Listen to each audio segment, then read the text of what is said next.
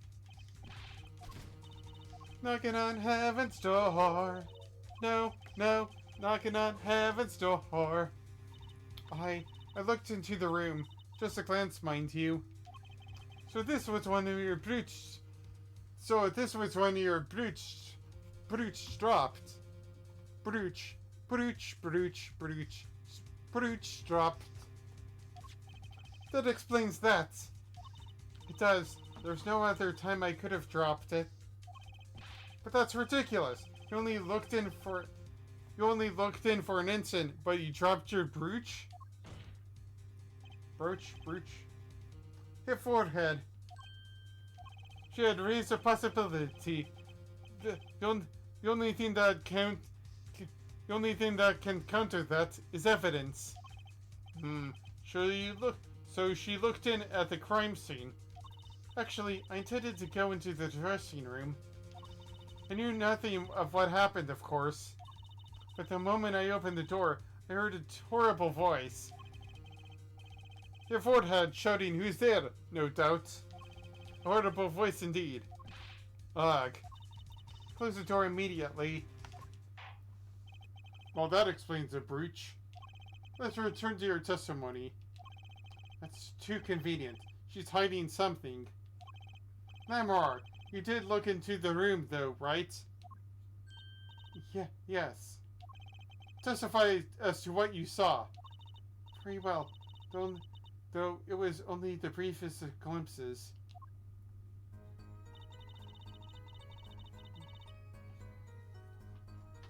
When my performance was finished, I went backstage for just a moment.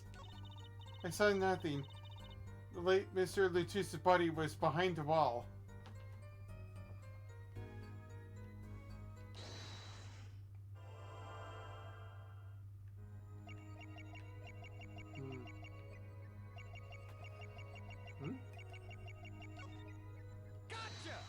Gotcha! What was that all about?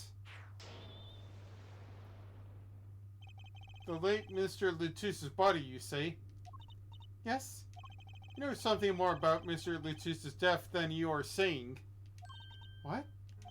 I could see you trying not to remember, but the effort made you swallow. You can't fool my eyes. Private eyes are watching you. They see your every move, baby.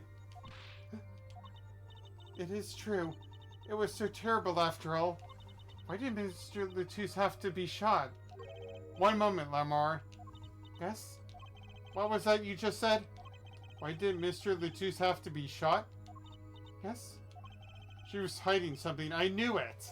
Lamar, I'm afraid you haven't realized it, but your words just now contradict your testimony. Huh? How could that be? Take this. I'm in prison. Tell me, Lamar, how did you know he had been shot? Huh? Well, immediately following the incident, a gag order was placed on the scene. This is the document proving that. In your testimony, you told the court. No one told me anything about the incident. Furthermore, you testified that you had seen nothing. You knew that Mr. Lutus had been shot. How could you have known? Hi, Eric.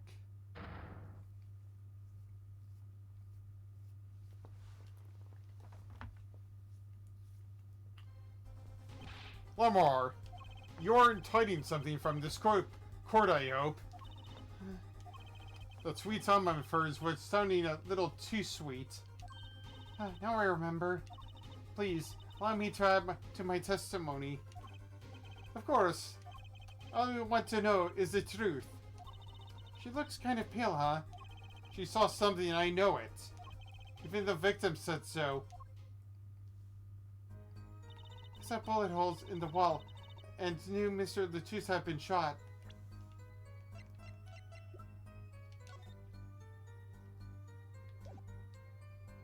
Nope, you didn't. Lamar, they call you the siren of the ballad. But lies are hardly becoming such a creature. A put down worthy of our prosecutor, Mr. Justice. Such put-downs are hardly becoming of you, Apollo. Stop polishing your forehead and start polishing your character, jaw. Come on, can I be cool for once? Observe the diagram.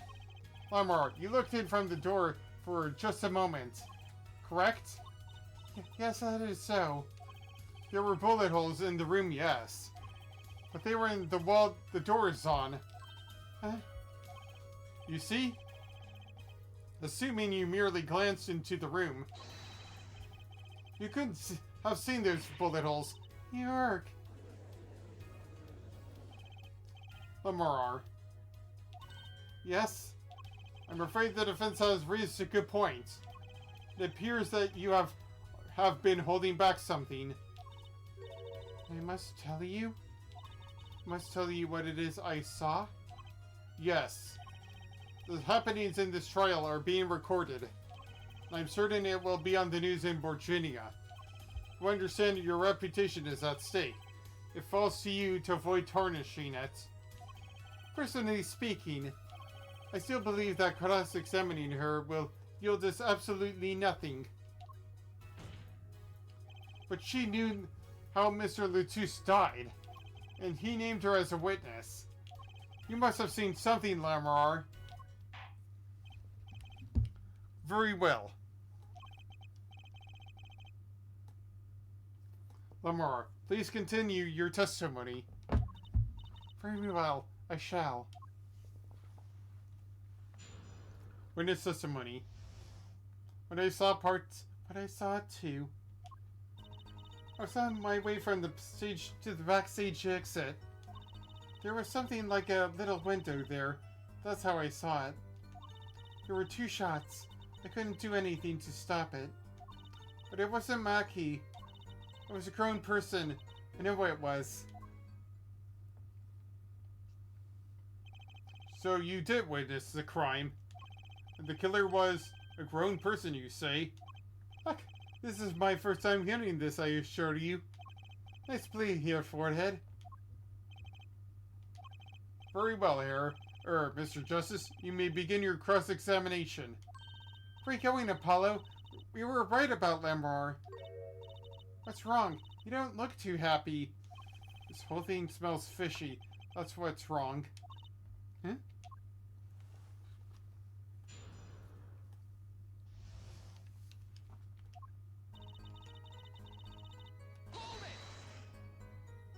So you were heading toward the dressing room?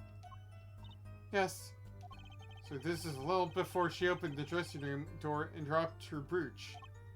But at the same time, Emma and I heard those shots. I was on my way back. Like that Jefferson Starship song. There was something like a little window there. That's how I saw it. What is something like a little window? Yes, well, window is the best word I know in English. I think this is how it is said, yes? You need not to worry, Lamar. Your choice of words is impeccable. There is a small window in the dressing room in question. Perhaps the defense remembers this detail. A little window on the wall. I saw the crime from there.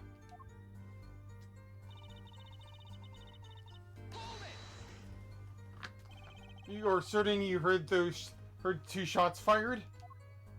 Yes, quite certain. I was on my way to the backstage exit. This is when I heard a faint sound, like a gunshot. Wondering what it had been, I peered through the window. That is when I heard the second gunshot, much closer. There were 2 bullet holes at the scene. No contradiction so far. It all happened on the other side of that window. There was nothing I could do. But it wasn't Maki. It wasn't Maki you shot? Are you sure? Yes, quite certain. Ha ha ha ha. It amuses me that you would question her testimony. It is testimony in your favor. Isn't my job to object? Yeah, Apollo, what are you thinking? What were you thinking? Cruzy, let's just listen to what Lamar has to say. Can you tell me how you were so sure? Yes, of course. You see...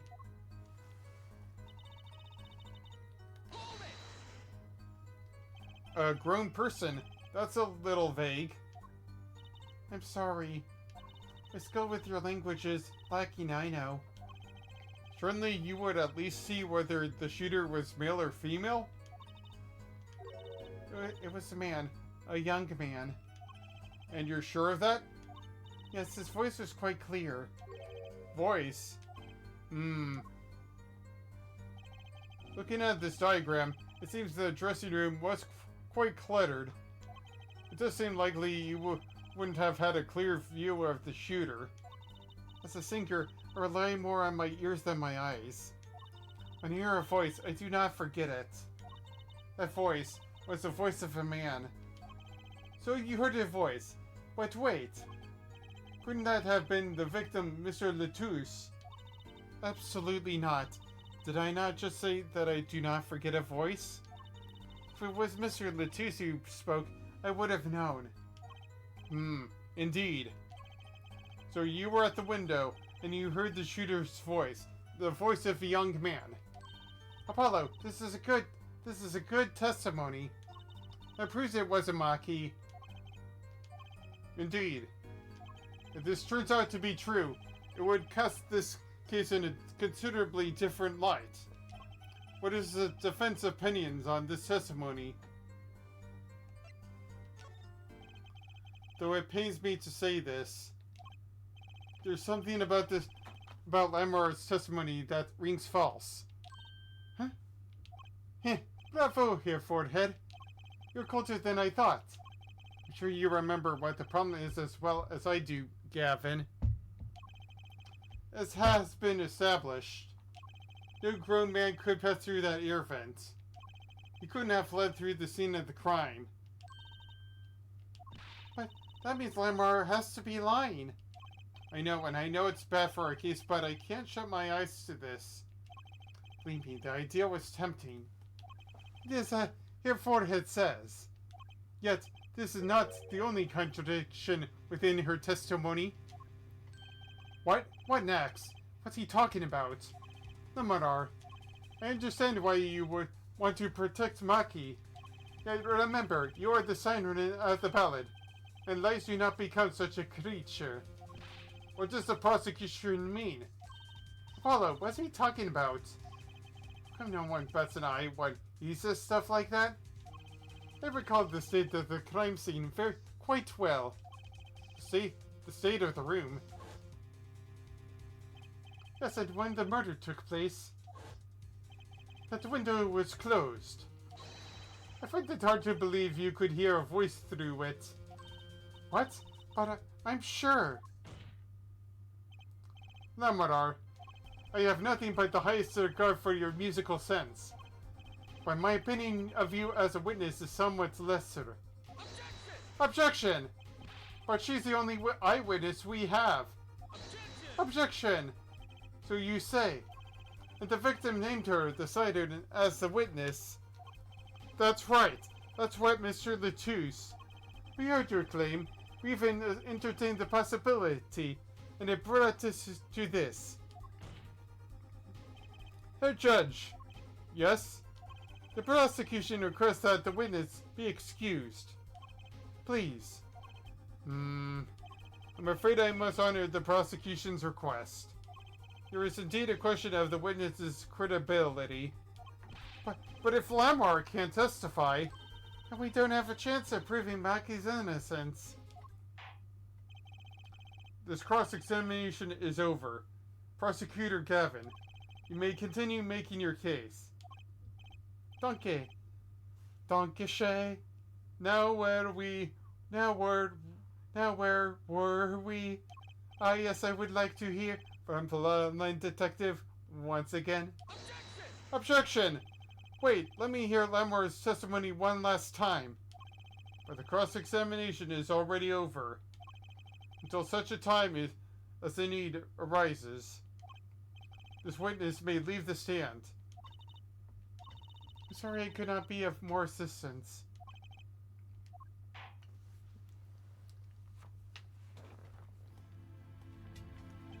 At last, back to the real trial. Ready here, forehead?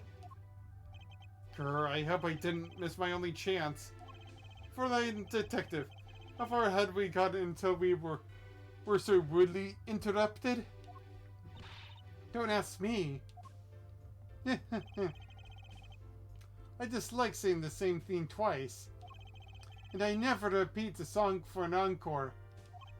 If you would, Miss Sky. I believe I was saying that the only way Mr. Letouse's killer could have escaped was through that ear vent on the ceiling. Oh yes, there was only one door in the room. And a witness you was standing in front of it. That air vent isn't very big, see? Kind of limits the people who could possibly get through. I certainly would have had a difficult time. You sure would. Not that you would have been there in the first place, though. Remember, the whole backstage area was off limits to people not involved with the concert. The only one who meets the condition for a killer is the defendant. A virtuoso performance. I couldn't have put it better myself. She does state a clear case. Though, reading the report, something caught my eye. Oh, what's that? The circumstances of the defendant's arrest. The circumstances? Again? Hey, that's right, Apollo. Remember when we found Maki? That was bizarre. She's right. Why did Mr. Letouse's body disappear from the room and end up on the top of that stage tower? Holding a guitar, no less. A perceptive observation here, Judge. Thanks. It was kind of an accident, really. But you work in this job long enough. You get a nose for things. The judge sure seems pleased with himself. Pretty good for the four-line detective. Perhaps you can tie it all together for us. Why was the body moved? And how does that lead us to the killer? Witness testimony. The missing body.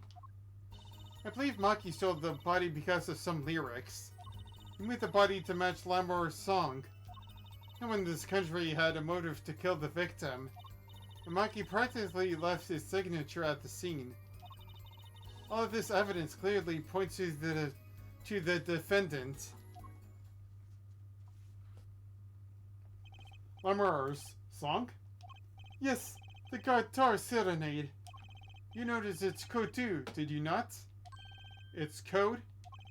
All their offense that day followed the lyrics to our song. First, the keys to my heart, held on so tightly, were stolen. Then prosecutor's guitar burst into flames on stage. Mr. Letouse's life was taken by a bullet. The rest hardly needs explanation. Guitar, guitar, up together to the sky. That's mad! It's like a story out of some fairy tale. I admit I've forgotten about the song. But there it is now, waiting for me. The grand finale, as it were. Hey, you know what? I was the one who first noticed that. Heard something of jump roping to songs and counting to songs. But killing? It's a wild world out there, here, Judge. And then, oh, baby, it's a wild world. From a child.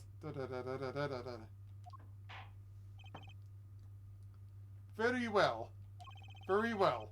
We've heard one song and dance. Let's go on to this next. The Crocs examination. It's the same old song and dance, my friend. I'm not so sure I'm going to be doing much. I'm not so sure I'm going to be doing much singing.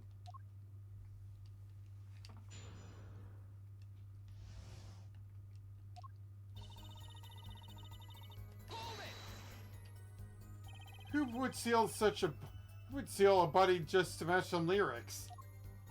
I didn't believe it myself, but it can't be just a coincidence. It is Fräulein Detective says. It is as Fräulein Detective says. Let us begin with the first verse, if you would, Fräulein Detective.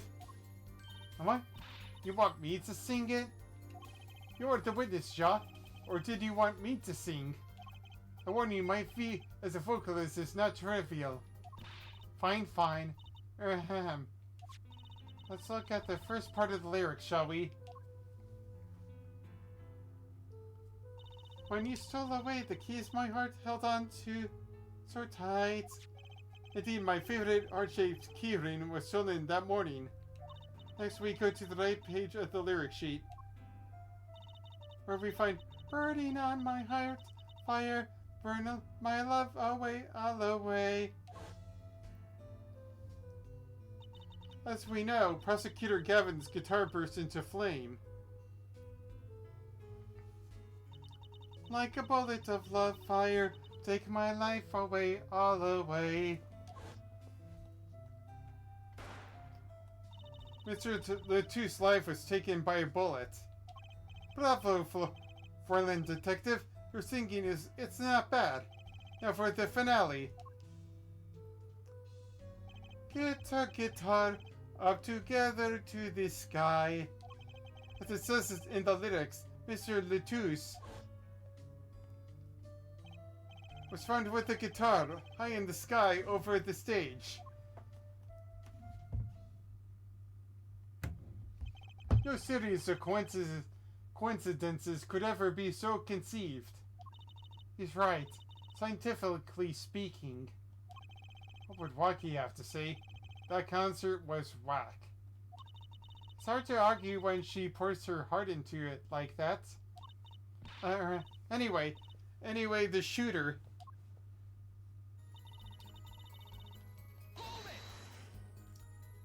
Does the prosecution have any idea why he'd do all of this? Want my scientific opinion? No clue. But he clearly had a reason to go through all that trouble. Some deep reason. A deep reason. Not only did he steal my keys, he torched my guitar. Forgivable acts, even if he had a reason, and worse than if he had none. The deepest complaints aside, I can't imagine someone doing this on just a whim. Fräulein Detective, I take offense to that description. Indeed, it does seem too well rehearsed, shall we say. Yes, this crime scene was planned for sure.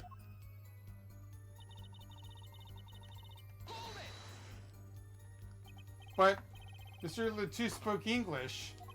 He may have come to this country before.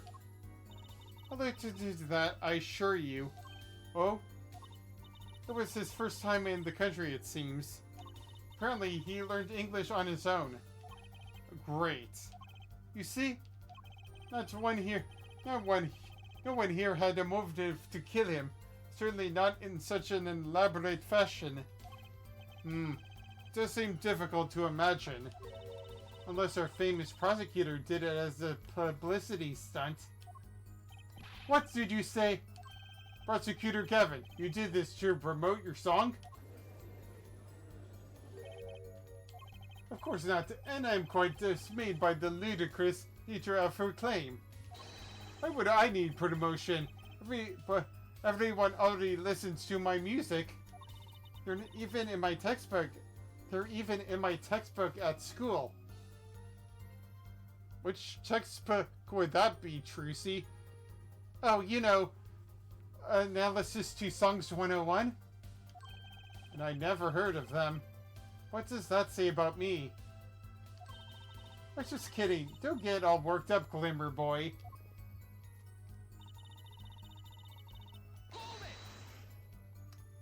What do you mean by his signature? His slime signature, what else? The bullet holes in the wall, of course. The bullet holes. The revolver was fired twice. One shot and missed and left a hole in the wall. And that means what exactly? The dressing room isn't exactly spacious. Picture the shooter facing off with the victim in there. They can't have been more than 5 feet apart. It would be difficult, almost impossible to miss at that range. Difficult to miss, you say? Very. Assuming the shooter could properly aim. No, you can't be serious. Maki, he can't see. That's why he missed? That's the only explanation that makes sense. You use sound and other senses to fire the gun. Poorly. That reminds me, the monitor in that room was blaring at the time, Jaw. Hardly ideal conditions for tracking by sound. A blind shooter. No wonder he missed. I knew those bullets would come back to haunt me. Think, Justice, what do I do now?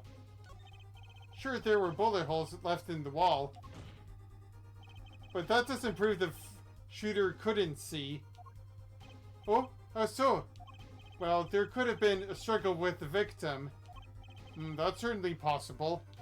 And it might have been the revolver's fault. The revolver? The revolver was a very large caliber, correct? If the shooter wasn't used to firing such a large weapon, why, it couldn't dislocate their shoulder. Exactly. The defendant, Maki Tobai, is, as you can see, tiny. It is not so hard to picture him firing the gun and missing entirely. The kickback alone would throw off his aim. A convincing argument, to be sure. Haha, take that, smug prosecution. Apollo? Huh? What? That bit about Maki being tiny and the gun throwing off his aim? Aren't you kind of, admitting that he did it? Oh. It does not matter why he missed. What matters is that the shooter was without a doubt the defendant. Even the defense seems to agree on that point. Oh, yerk! Cripes, I really put my foot in it this time. But let us get to the facts of the matter of the record. If you would, Valentine Detective. Very well, the witness will add this to her testimony. Right. From the state of the crime scene, I conclude the shooter is blind. Hold it! You can't say he was blind just because those bullet holes... Just because of those bullet holes in the wall. I think I've proven that. I wouldn't call it proof per se. You merely raise a possibility. Valentine Detective makes the most logical conjecture based upon the evidence. Of course, there's more evidence than just the bullet holes. The defendant was the only one who could have escaped through the air vent. Objection! But wait, if he was blind, how would he know about the air vent in the first place? Ah, a very good point. Well, Valentine Detective, if you would care to explain? He certainly seems sure of himself.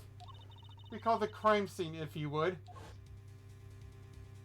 There was a stepladder below the air vent. As it happens, maintenance was scheduled for that day. Custodial staff went around checking all the air vents. I don't believe it.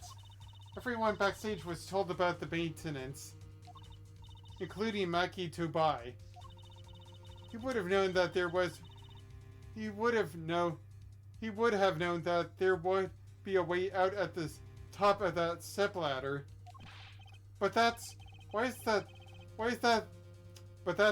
is this the first time I'm hearing about this? You could have figured it out for yourself. You only needed to consider what the stepladder was doing there. Looks like the defense's objection has been squished by a stepladder. It's just a ladder. Well, Herr Fordhead? Out of ammunition, perhaps? I've never seen Prosecutor Gavin so aggressive. Maybe he's got the scent of blood. Apollo, don't you have something, anything? You know what we need? We need something to prove the killer could see. That will put him in his place. Proving the shooter was sighted would do it. That would take down one of their central points. Do I have any evidence that can prove that, though? Fine. I accept the prosecution's challenge. As I knew you would here, Fordhead. What exactly am I up against here? Prosecution is saying the shooter missed because they couldn't see. Therefore, Maggie, who's blind, did it. The defense will please present their evidence. Evidence that overturns the prosecution's claim that the shooter couldn't see. This is that evidence. The photograph of the scene of the photograph of this crime scene. I don't care much for the smirk on Prosecutor Gavin's face. But this is no time to think twice. Time to press on. Yes, Your Honor, the crime scene. There's something in here that decisively contradicts the prosecution's point. Then perhaps you best show us this. Then perhaps you best show us this something. Get your finger out in the breeze and put it to good use, Shaw. Yeah. Very well. Show us what you're talking about, Mr. Justice. The contradiction at the scene of the crime is...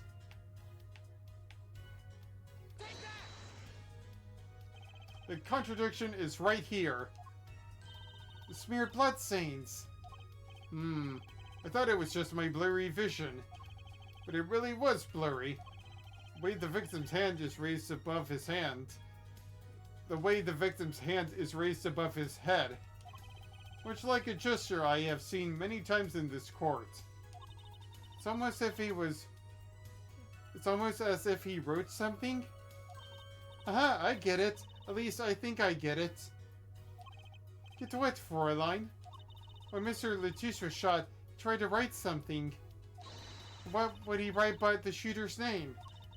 What would he write it? What would he write it in? And what would he write it in but his own blood? Pretty good, huh? Thanks for making my point for me. Yes, in fact, that's what I think happened here. That does seem to be a distinct possibility. The victim wrote the killer's name. Certainly a logical conclusion. Tret, I just wish it wasn't all rubbed out like that. Of course it's rubbed out. Why, if I were a killer, I certainly wouldn't want to leave my own name behind. Neither would I.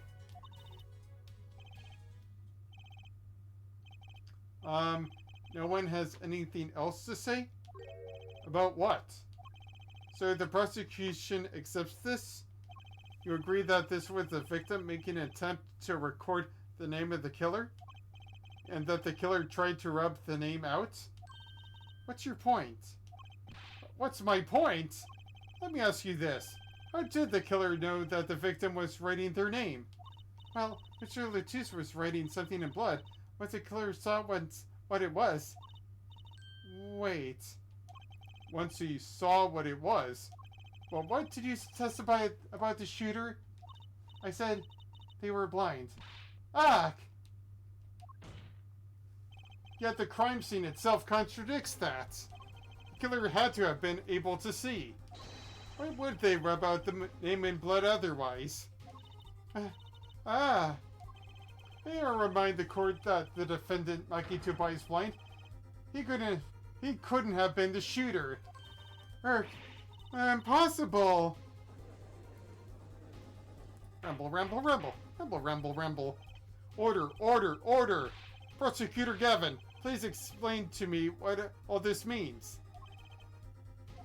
I mean, looking at this photo, it seems quite clear that the shooter could see. Yet, up until now,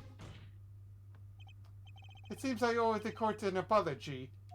The governors are a band with the law enforcement ties, yet the murder occurred.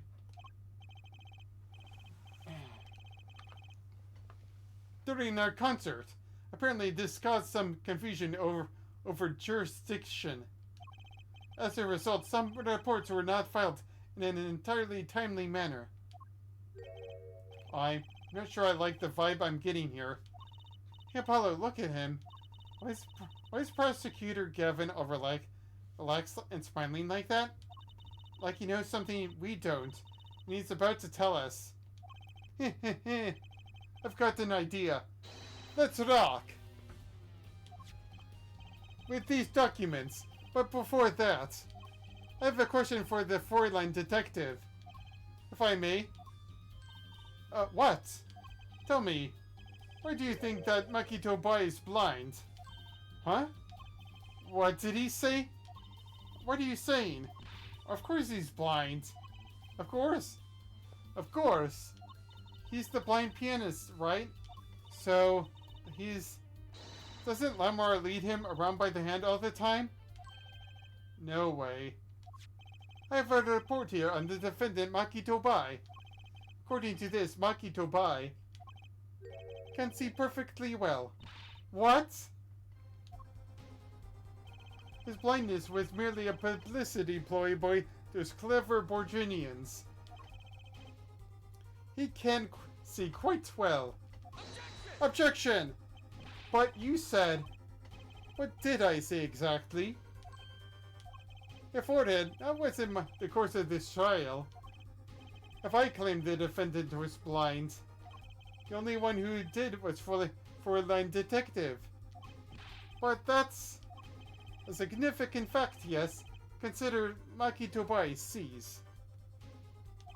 And he was the only one who could have fled through the air vent. I see no problems with this. But what about the bullet holes in the wall? Yes, the bullet holes. I believe Herr Forehead neatly explained those for us. He didn't miss because he couldn't see. It was the kickback from the 845 caliber revolver. A simple accident, in other words. Ach, how's that? I'm afraid your objection has flown off for brighter skies. Irk, this is where the real fun begins here, Forehead. Yarg! Ramble, ramble, ramble. Ramble, ramble, ramble, ramble, ramble.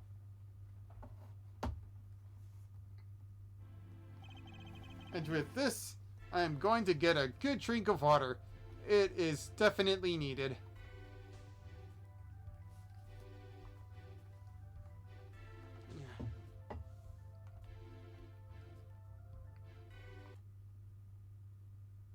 Uh,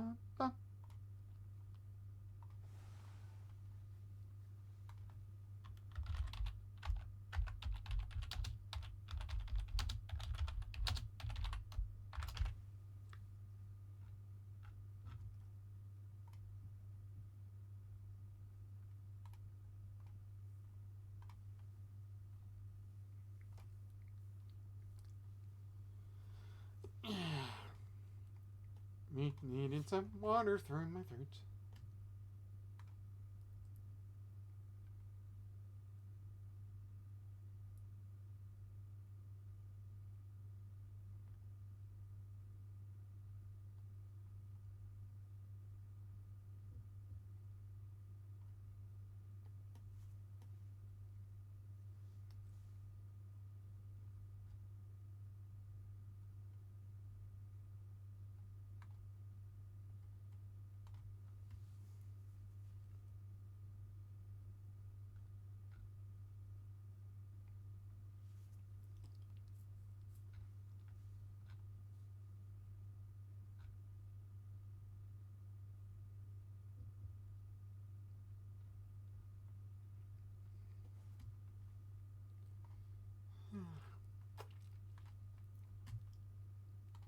Yeah, better.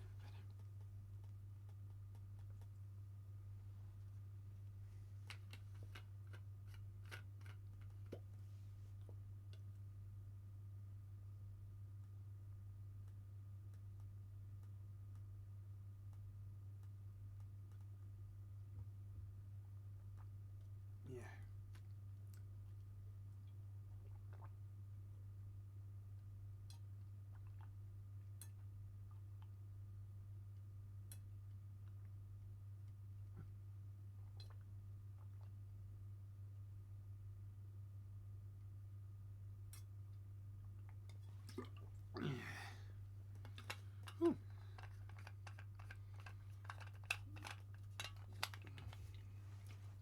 I need to use the restroom.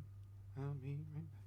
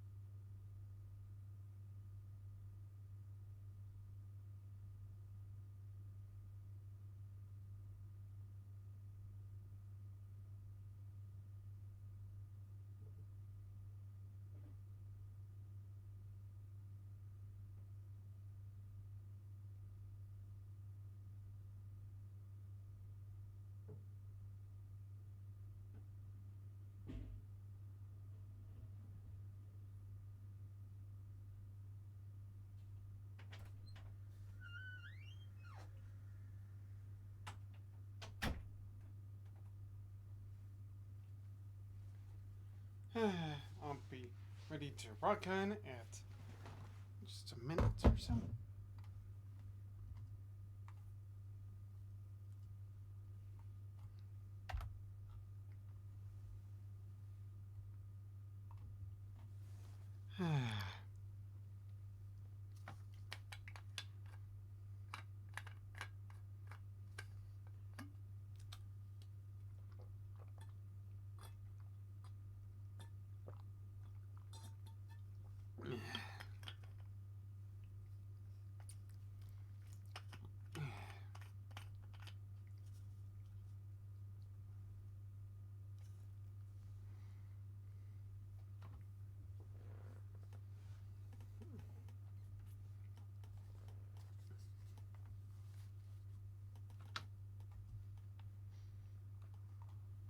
Even though this game sucks, this music is great.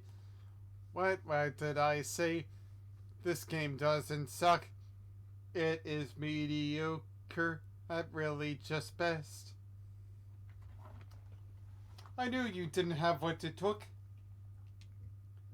You jerk. You forgot to turn up the audio. Just what was I in here for? Comic relief?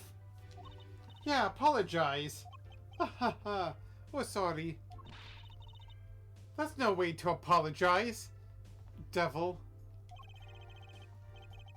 He's angered the Trucy now. Look out. You won't like it when I'm angry. Trucy, smash! If we can please end the bickering now. It's trucering time. Whatever, I'm not leaving. I can't leave like this. I'll come up with some clue to solving this case if it kills me. But your testimony has already given us enough to convict the defendant. Don't say that. Ha ha ha ha. Uh-huh, what? This blood stain. Criminal tried to wipe it off, right? That seems to be what happened, yes. We might be able to find out what was really written here. Really? You can do that? That's right, with this. It's called luminol. Maybe you know of it? It's a chemical that reacts to blood. Ah yes, have we done those tests yet? Ha! As if I'm gonna tell you. The bloodstains covered a section of the carpet. In order to perform blood tests, that section was removed and submitted. Perhaps we should request it here in court now. Right, go for it, Apollo. Huh? I have to do the test. You just have to spray the luminol on it. Simple. Okay, but where did you get the test? And why does that carpet look way too clean to be part of the floor? A chemical that reacts to blood. I've heard of this somewhere. Yes, I believe an analysis is called for. Have at it. Right, ready? It's easy as pie. Just press A to spray an area. Here, give it a try. The eyes of the entire court are focused on me. Apollo, your hand's shaking. Mouth's baking. Mom's spaghetti and all that. Ugh. Grah, let's do this.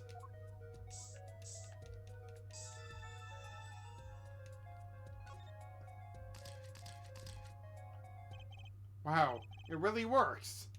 This must be the power of science. It says IPXX 314206. Is that the killer's name? Maybe it is. If the killer was a robot. Ah, I have it. So what is it? I thought those letters IPXX looked familiar. This is an Interpol ID number. Interpol? You mean the International Police Agency? No, I mean the International Potluck Society. What else do you think? Yes, most are undercover agents working to solve international crimes. But why would he write that number? Why would Mr. Latus even know a number like that? Good show, four-line detective. Rock on. Eh? Your Honor, we can verify this number immediately. Dorian, are you there? Come on, up to the witness stand.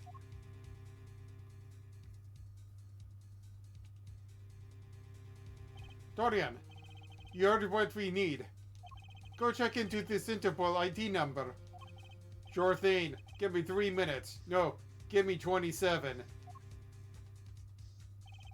I'm not sure what to think of all of this. The prosecution's case is airtight, or so it seems.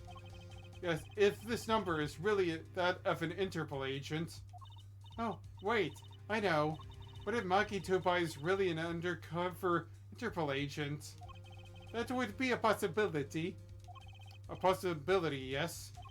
And one that would mark him as a killer for certain. Why did Latus know an Interpol ID number? That's what I want to know. Well, well, we have some time while we await Guardian's report. Let's work on unraveling another mystery, shall we? A curious mystery concerning Maki Tobai. What are you talking about? Four-line detective, please accept my apologies.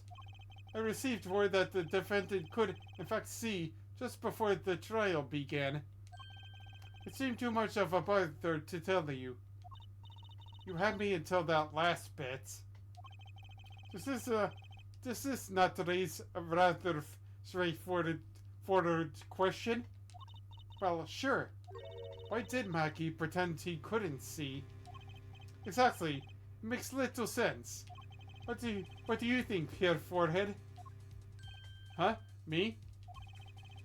Maki Tobai pretended he was blind. Do you know why? How could he know?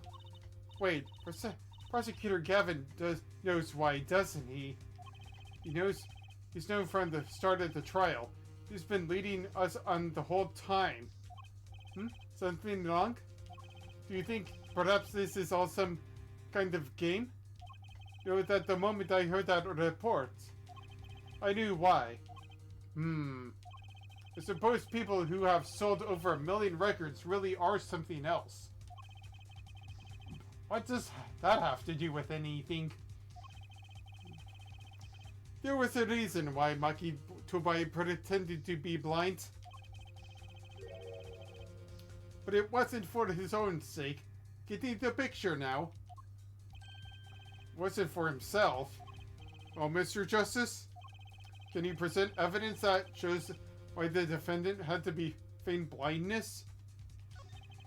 Like he had no reason to pretend he couldn't see. Which means, no, it couldn't be. Good show here, Forehead. Jolly good show. It seems you thought of something. Grr, I figured these things out on my own. I hate having to take cues from this guy. Very well. Look at this. This is why he was pretending he couldn't see.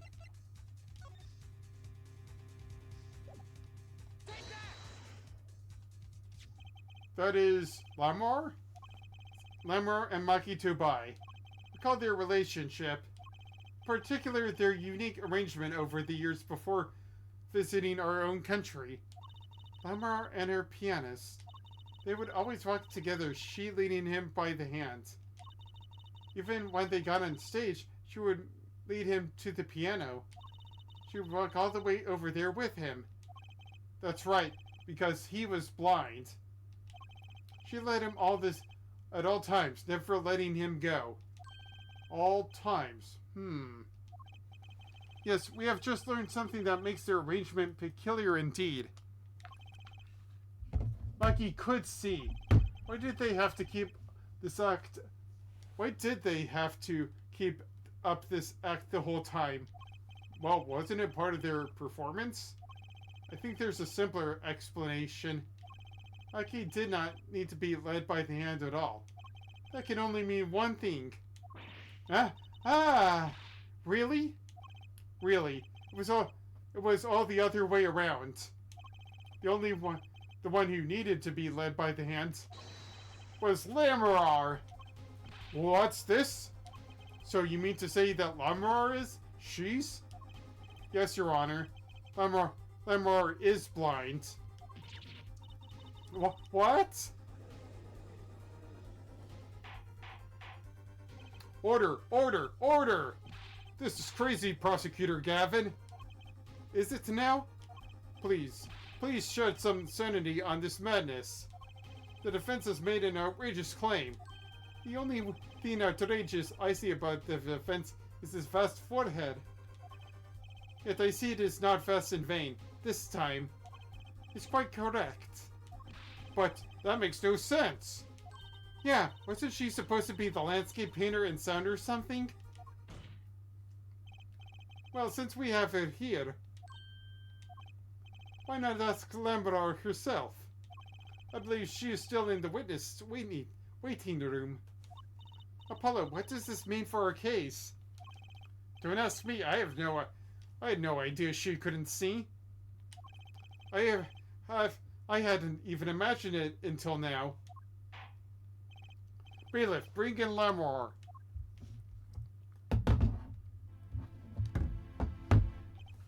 Laminar, it pains me deeply to call you before us again in this way, and yet I must. Please do not be concerned on my behalf. Besides, she really can't see? Really?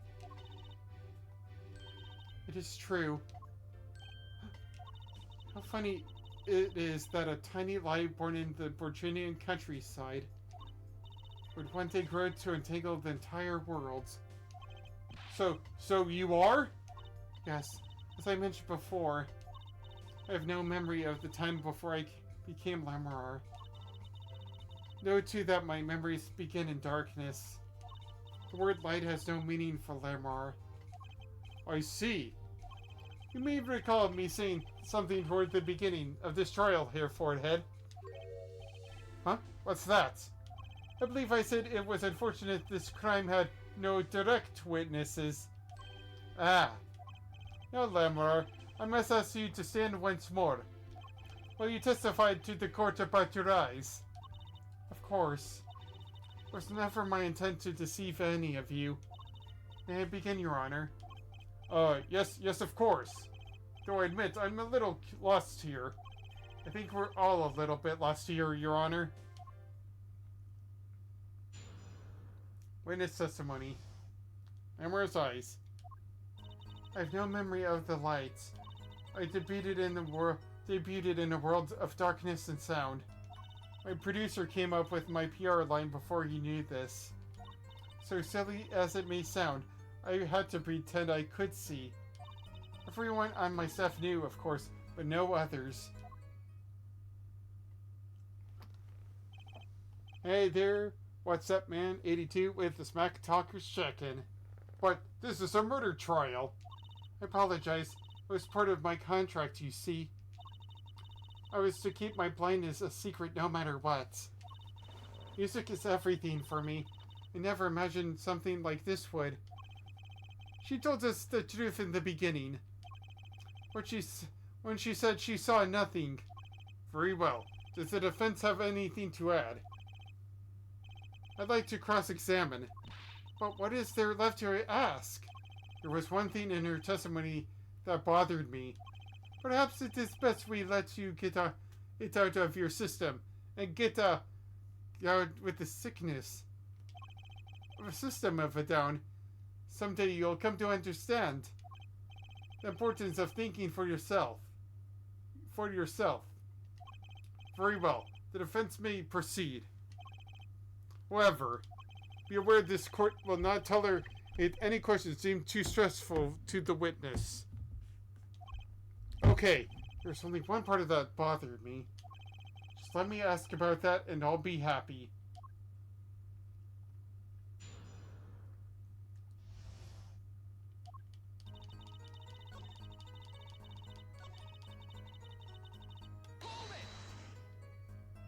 Perhaps your music reminded him of the Virginian scenery?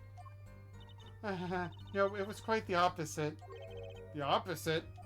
According to my producer, my music has a certain global quality. Global? Multicultural, if you will. Hard to pin to one region. When people listen to it, they picture the country closest to their hearts. Closer to the heart. Which is why my music has reached so many. What a lovely story. It sounds like this producer might have known what he was doing after all. My songs are nothing more than a white canvas.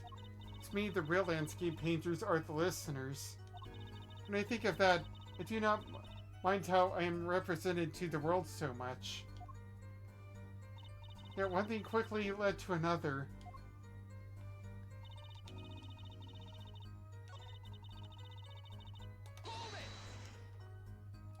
When you say your staff, do you include Mr. Latouche? Of course, it was my manager. So he knew. That's what's been bugging me. Something the matter, Mr. Justice?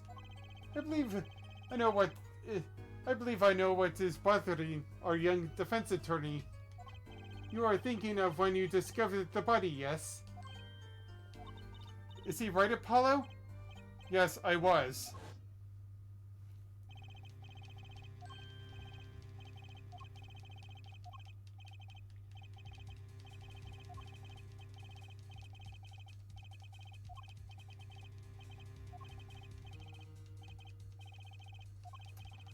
Blah, blah, blah. Don't care. Mr. Latouche told me to ask the witness, and he named you. Why would he do that? He knew you were blind. I don't know. Disc. What did I just say? You need to learn to think for yourself. Meaning what? There's no mystery here if you recall everything he said. Think of his last words once more. The witness, Siren? We've heard them many times, along with a little play acting by our defense. I remember them well myself, but that statement is not to what I refer. I mean, what he said before that. Before? What came before that? Ah! That's right. He tried to tell you. When he said can't see, he wasn't talking about himself. He was talking about the witness. I see. Too bad the defense did not. Well, Herr Forehead, try relaxing and looking at the facts. First next time. Urk.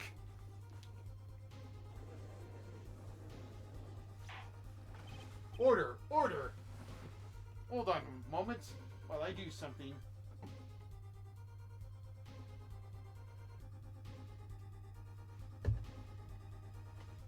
Recall Laminar's earlier testimony. I was on my way from the inn. But she couldn't have heard those gunshots. I thought we proved that. That is not the most important point here. The moment he was shot, Mr. Letus witnessed her through that window. Why else would he have named her as the witness? Ah, but I really did hear them. 2 gunshots, and then a man's voice. Unfortunately, such a thing was impossible. The window was closed. We have already run a simulation, of course. But it was so clear. If I heard that voice again, I would know it in an instant. Your Honor! What is it, bailiff? Can't you see we're in a session here? We have the results back from the investigation. The investigation? Ah, the Interpol number that Mr. Letus left us. Well, let's hear it. We will continue this cross-examination afterward.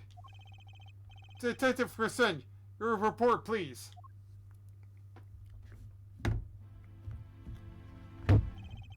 I asked Interpol about that number. I'm sure you'll find their answer intriguing. Quick work as always, Jordan. Well, tell us about the number. Is the defendant a secret agent? IXX 341206 or whatever the heck it was. The agent registered under this number was Romain Letus. What? Our undercover Interpol agent was Mr. Letus himself. He was apparently in the middle of an operation. So when he wrote those letters, it was trying to tell us his own identity. And a cautious killer tried to wipe them all away. Mr. Letus was an undercover Interpol agent. So him being Lamar's manager was just a cover, most likely. There's one other important detail I found. Well out with it. It concerns that .45 caliber revolver, the murder weapon.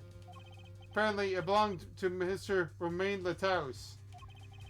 He had an Interpol permit to carry firearms. And the registration number on the revolver matched. So the victim was killed with his own weapon, which makes sense. It's hard to imagine someone who wasn't an Interpol agent with such a large revolver. So the victim was an Interpol agent on an undercover op. I wonder how that ties into everything. It's got to tie in somehow, you'd think. Yeah, somehow. Thanks for looking into that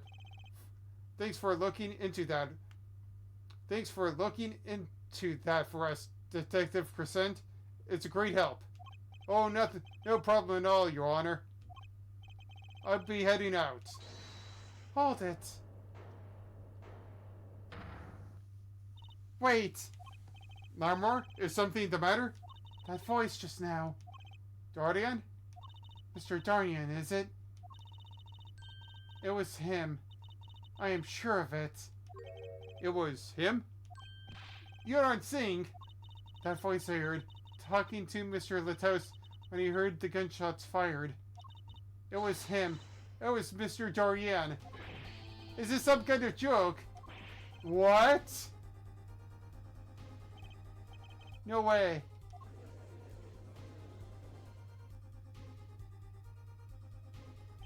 The courtroom fell into such a chaotic state. The trial had to be suspended temporarily. I'd never seen that happen before. Of course, it's not every day that you get an accusation like that one. Lamar fingering Dardian Crescent. Not only is he a guitarist, he's a detective. Could it really have been his voice Lamar heard? Things were changing fast. Frankly, I wasn't sure I could keep up with it. Hey, no wimping out now, Apollo. To be continued.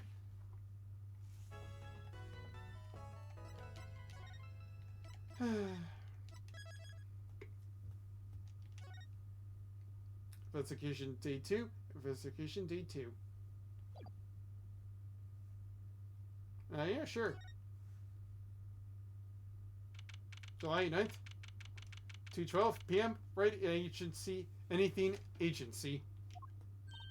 Hey, Apollo. What? Well, you know. Well, actually, nothing. I mean, something, or maybe not. Out with it. The suspense is giving me an ulcer. Well, you know, the trial today, I was thinking, if you give it a score, what score would you give it? 7.5 out of 10. Score, gee. I guess I would, or maybe, well, I'm just as bad as you. See, it's so vague. Clearly. Mikey avoided a guilty verdict, which is something. Though I can't say I'm any less confused about the case.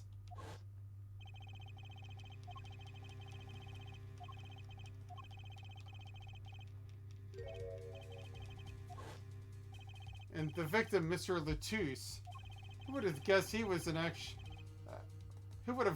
was actually an undercover Interpol agent? What a mess.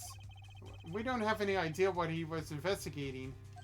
Well, true, but we know who shot him now. Lamar told the whole court.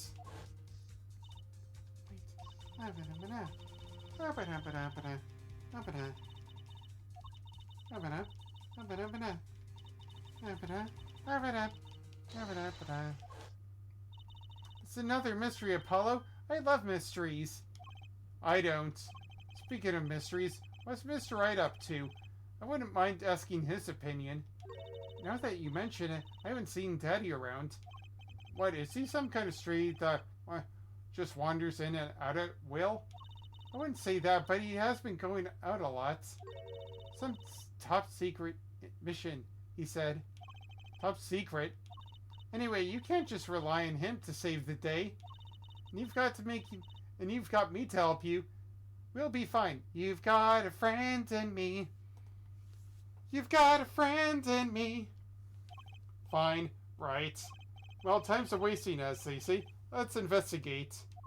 That's a spirit. Emma dropped a bomb in court today. It was Dorian. Emma said she'd never forgotten a voice, right? That's so cool. I guess. What's that called again? Elephant ears? I bet that's what they're called. Somehow I don't think that means what you think it means. Elephant ears. I don't think that means what you think it means. And she has to be wrong this time. Wrong? Why? I mean, look. Those gunshots were right during the concert. That's right. I was running at the dance floor at the time. Right.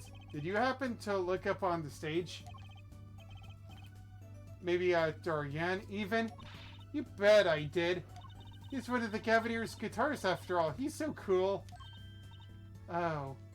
Right. All the Cavaliers have a rock-solid alibi. He couldn't have shot Mr. Latouche backstage. But Emma heard him, didn't she? She heard Dorian backstage, right? Somebody's either wrong or lying very badly here.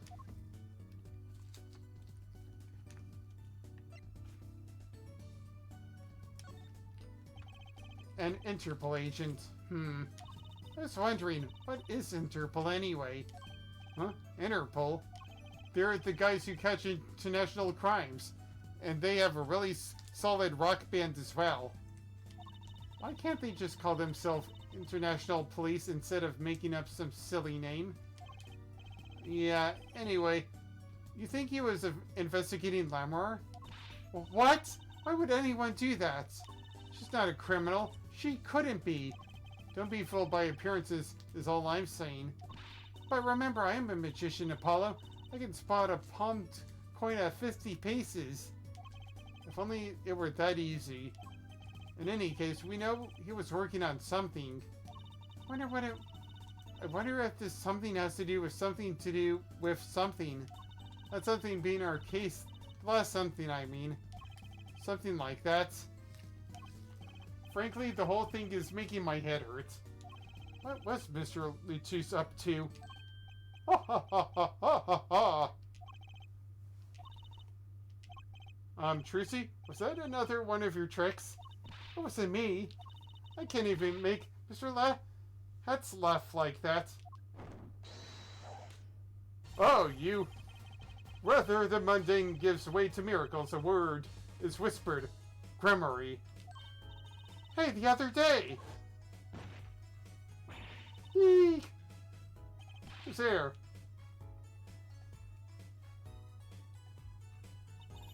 We didn't just imagine that, did we? He was wearing a silk hat. Friend of yours? Hardly. We meet again. Nice to meet you. Who are you? And could you please stop smirking like that? It's you, Uncle Valent. Uncle Valent? He's your uncle? No, silly. It's the great Gramarye. Valent Gramarye. The Grand Magician. Yes, it is I, the great Valent Gramarye, as seen on television. And could you please stop smirking like that? It's been a while, Miss Trucy. 7 years to be exact. Why, how you've grown. Oh, good to see you again, Uncle Valent. You look exactly the same. I hate to intrude, but what is a great magician doing paying us a visit? I believe it was you who wished to see me. So be quick with your questions. And do not quail, quake, or quiver. I'm quite tame. Though my stardom may sear the sight, I'm quite down to earth when need calls. He does have a certain aura to him, it's true. Let's ask him about the case, Apollo. His aura sure isn't lost on our magician in the making. She's practically drooling with enthusiasm. After all, Uncle Valent's one of Daddy's best friends. That's why I call him Uncle. What? Daddy, you mean Mr. Wright? No, I mean my real daddy. Trucy's real father?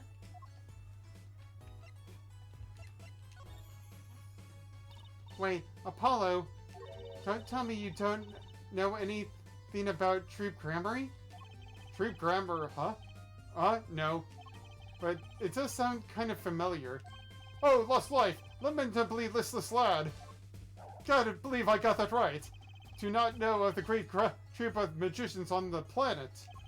Valent Gramarye. The name began to surface in my mind. It was the name I'd heard on television as a child. You bet you'd heard the name. Wait, what? Wait, are you psychic? How did you know that? He made a cruise ship disappear and blew up an amusement park. Oh, and he made all the gold disappear from a safe. And then he escaped from a high-security prison. You said he is a magician?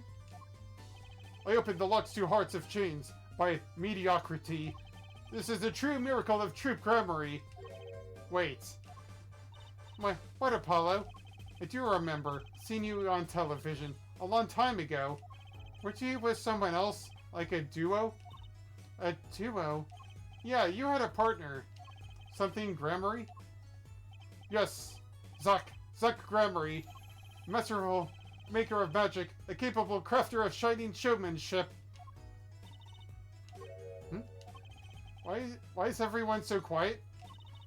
Daddy? Huh. Oh, no way! Once upon a time, Troop Gramarye included 2 grand magicians. Myself, Valent Gramarye, and my partner, Zach Gramarye. And this Zach was? He was my real daddy. Trucy's father, magician. I guess it makes sense. I had no idea.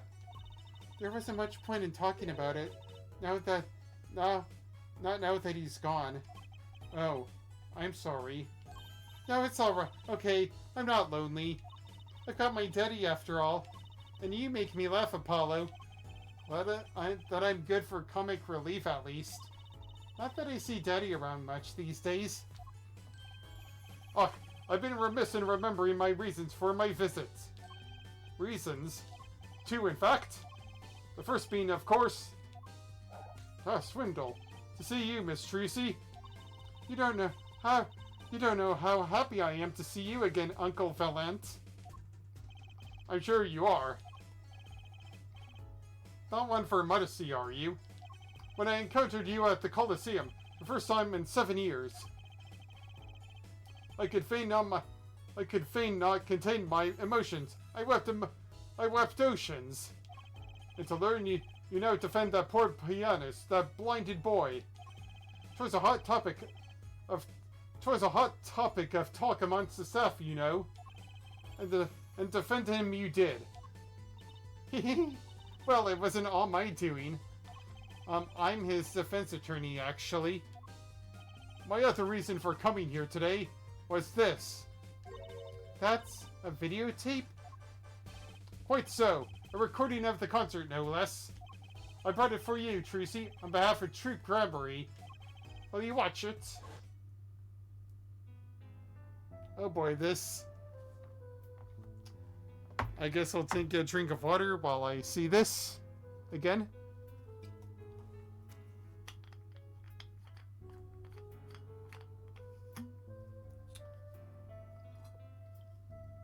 Yeah. Actually, I'll just refill my water. Be right back. I mean, this goes on for a time.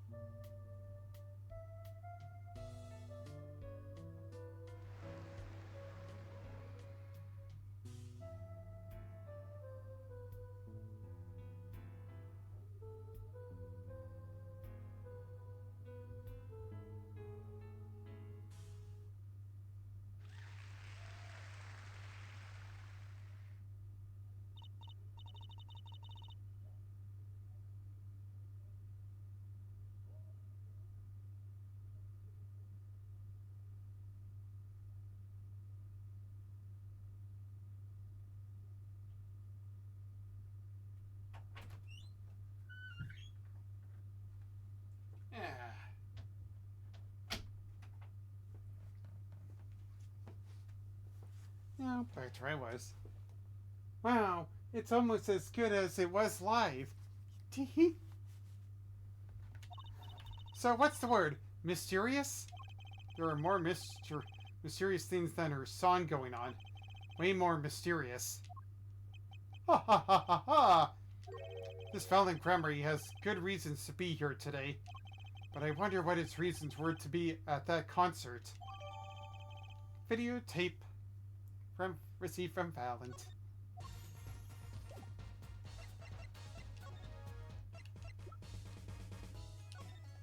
So I was wondering, that stun in the middle of the song there.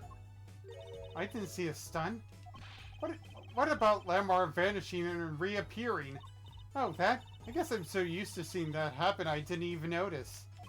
So young to be jaded. But she's the one that's jaded you. A simple sleight of hand, a petite prestidigitation.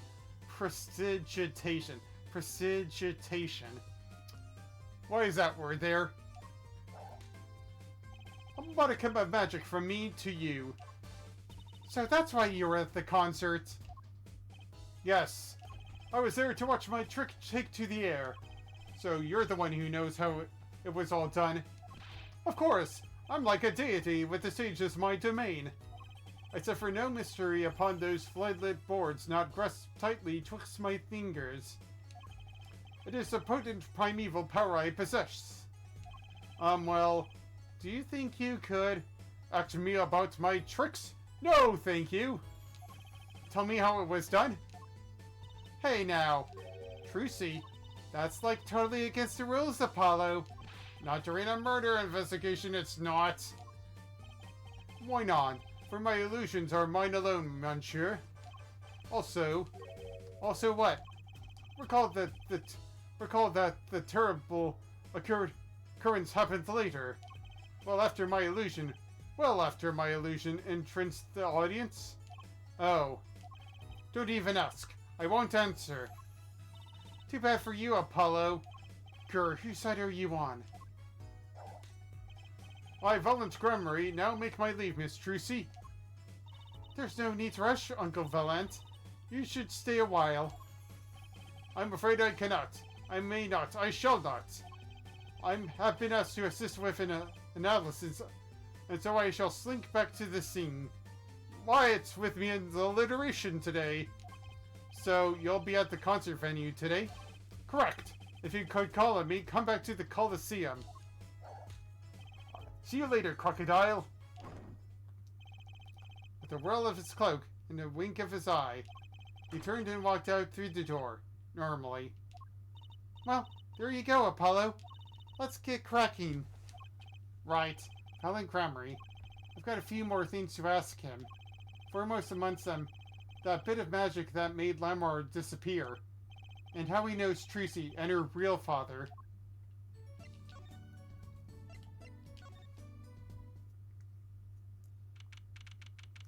July 9th, Detention Center, Visitor's Room.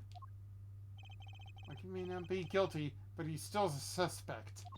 But they don't have any decisive evidence. Yeah, but only someone as small as him could have gotten out of that room. Right, year event, and he lied. Lied? Lucky Dubai can't see. Ah, Maki! Speak of the devil. He's not an angel at all. Take off his mask. Looks like he's doing okay. I forget, why did we come here? It's not like we can talk to him or anything. Words are overrated. Let's do sign language. Feelings are what matter, Apollo. It's kind of hard to build a court case on feelings. But since we're here anyway, might as well get what I want to say off my chest. If you need someone to complain to, I'll listen. I think she's actually worried for me.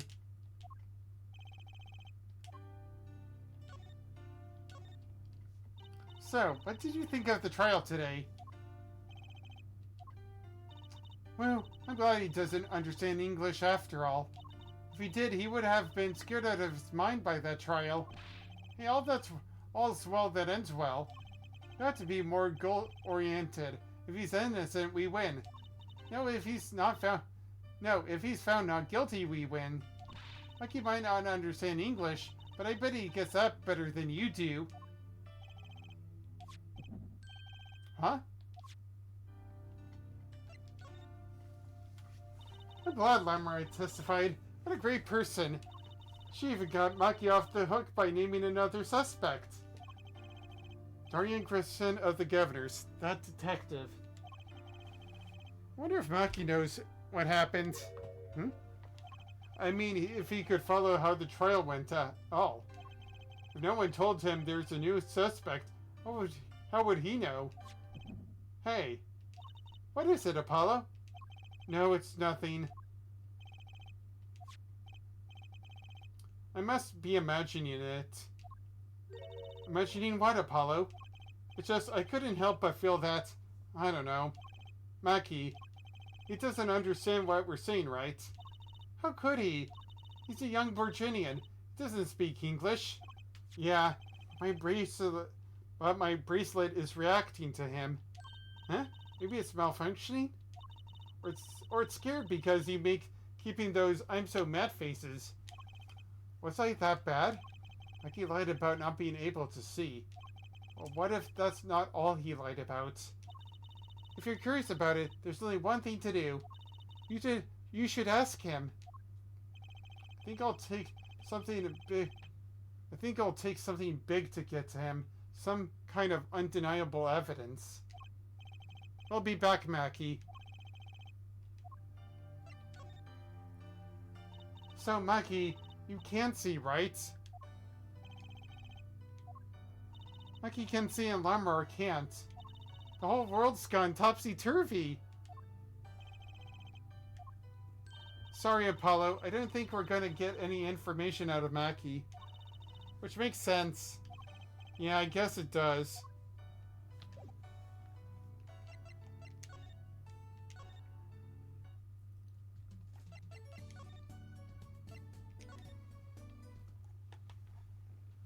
To the sunshine of my heart. And I'll be right back. Hold on into the part.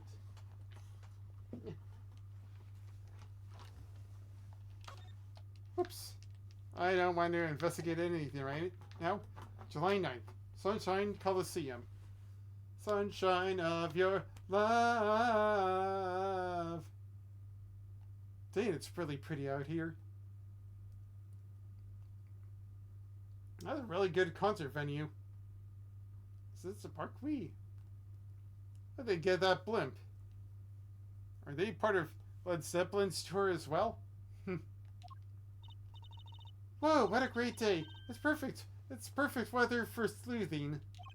Weather matters for an investigation. Don't some days just feel like magic days or defense days? Sure. Let's get started, shall we? Right on. Show us your stuff, Apollo. What stuff? Your voice training. This is the perfect place for it. I did enough at home, thanks. There's no need to be shy. Keep it that up and you'll never make it on the big stage. I'm happy in the courtroom, thank you. I am a lawyer. Then you're in luck, because it's lawyer weather today. Don't you just want to face the blue sky and shout objection? Look, the weather has nothing to do with lawyers. Let's get going already. You're no fun at all.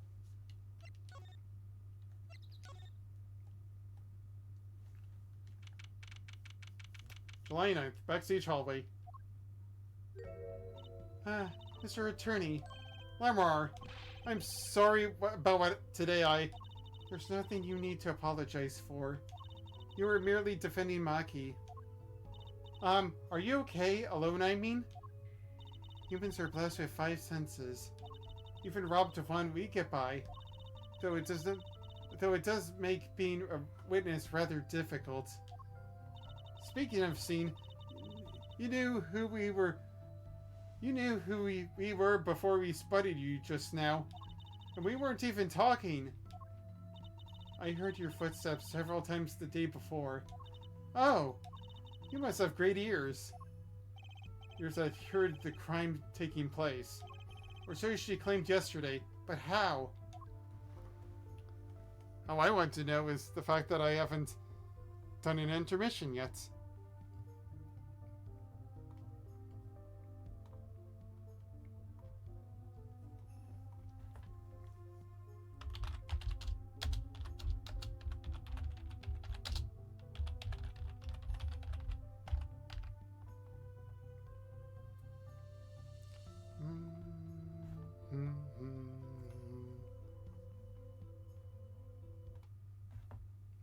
Alright.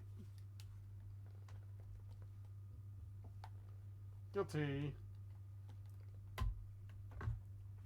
Wonder if the Gaffners play Canary in a Coal Mine. We are not the police. We are not the police. Cover band, how dare you?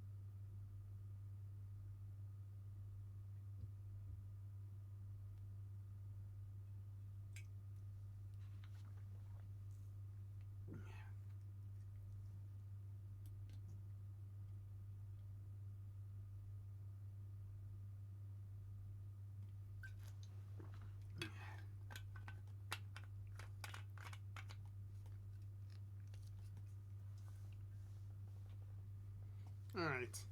Back to where I was. I love the sun so much.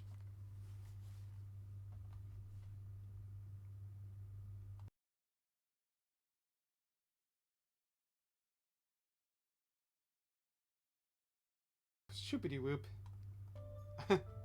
Well, my bad.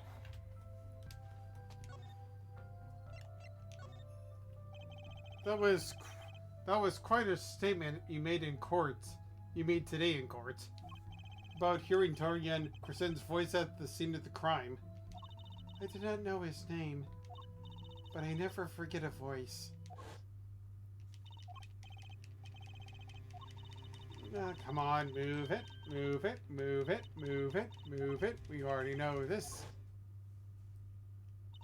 As I said in court, I was on my way backstage from the stage. That is when I heard his voice. I'm guessing Dorian and Mr. Latouche were talking about something? The next moment, I heard those gunshots. Why didn't you call security? To be honest, though the noise was quite frightening. I never imagined the gunshots might be real. And I was in quite a hurry myself. Left the scene at once. So, it really was Dorian's voice that she heard. Yeah. At least she certainly thinks it was. I met Maki before my debut as Lamar. I was singing in a restaurant in Virginia. And he was playing the piano? Yes. He was very kind to me when he learned I could not see. Is that when you started playing opposites? With Maki pretending he couldn't see? No, it wasn't then. That began after a major debut. After I became known as the landscape painter in sound. It must have been tough for Maki, pretending he couldn't see it, and all the while acting as your eyes. We held hands always. He would write with his finger on my palm to signal to things I should know. He is a smart, gentle boy. I think I see what she's getting at. Maki would never harm a soul. About Mr. Latouche. Yes, he was an Interpol agent, I hear. So, you had no idea? Of course not. No one did. I guess that's what it means to be undercover. But someone was after him. They had to know who he really was. Why did he post as my manager? I do not understand. You have no idea? I can only assume that he was investigating me. But why? What makes you think that? Perhaps it is not so, but I cannot deny the possibility. Because of my condition. As my present is veiled in darkness, so too my past clouded from memory. Clouded, right. The darkness that I fear is not the darkness that I see whenever I open my eyes. The real darkness lies in my heart. In your heart? I have no memory of the time before I became Lamar. I woke from darkness into darkness, you might say. I was singing in a restaurant those days. What was it that she said about not being able to remember the light? I do not know my past. Perhaps I committed some terrible crime in my past. Everything before becoming Lamar is lost to me. But I don't think you... I can think of no other explanation. Why else would an agent of Interpol approach me? Do you think your past might be related to this case? No way! That seems really unlikely to me. I mean, you're such a sweet person, Lamar. I thank you. Maki, too, tells me this often when I fear who I might have been.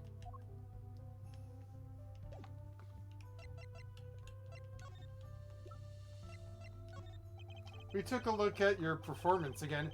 It was even better the second time. Thank you. That reminds me.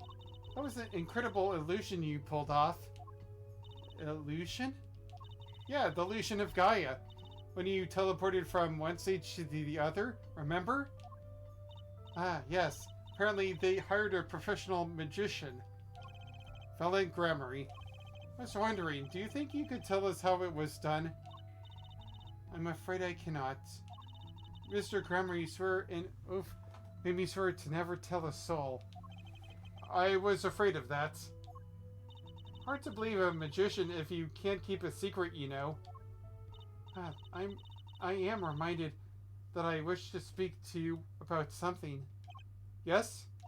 When I was walking this hallway before, I stumbled upon a small device of some kind. It was lying on the floor. Device? Maybe you mean this? That's been lying there since the day before yesterday. When I touch it, I thought as much. What? What did you think? This is one of our headsets. Everyone in staff wears one during a concert. I wonder whose this is. We use it for communication. It would be quite inconvenient should it go missing. We'll hold on to it for you then. I'll give it to Professor Gavin when we see him. Yes, that's best. Thank you. So, can I put it on? Headset attached to Trucy. Headset. Receiver transmitted for voice signals. All concert staff were one. Attached? I'm not some kind of robot, Apollo. She's breaking the fourth wall. I knew it.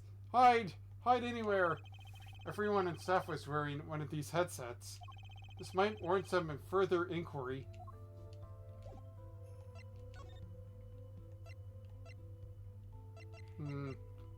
To the governor's room I go.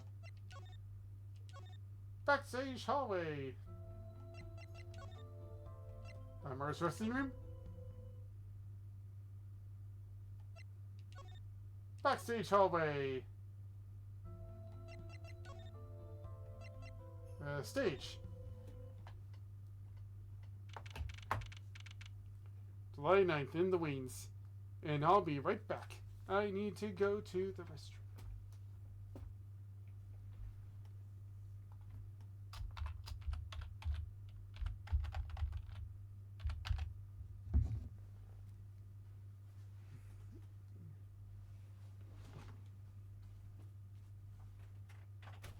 Yeah, swivel chair.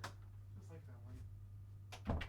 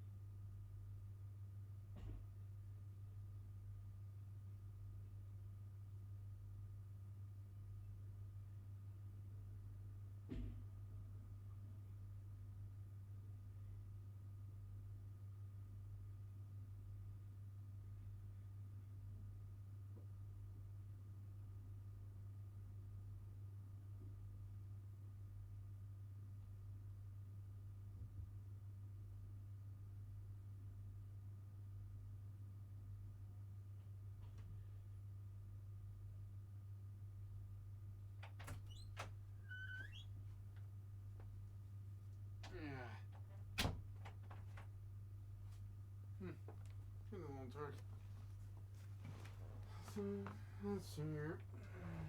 There we are. Much better. Much better.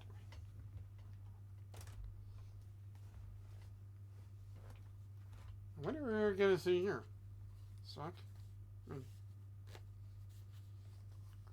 Valence? Yeah, it's probably gonna be Valence. Alright. Oops, wrong controller. There we go.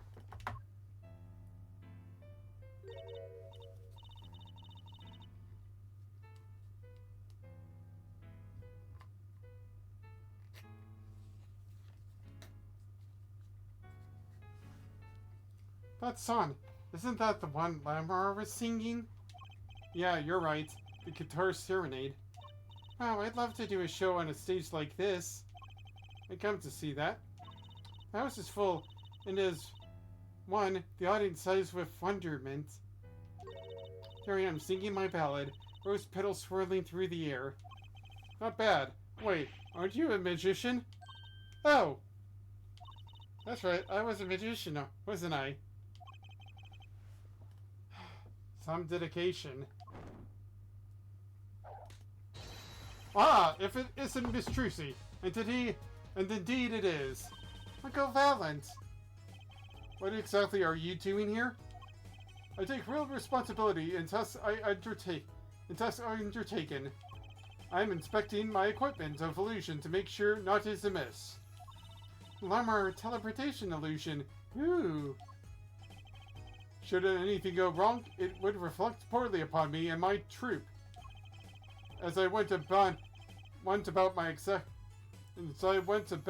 my exacting examination, I happened to notice a piano, and I remembered that fair lady's melancholy melody.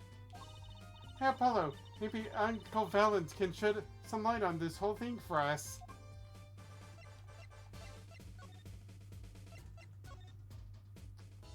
I was wondering about the show the night of the murder.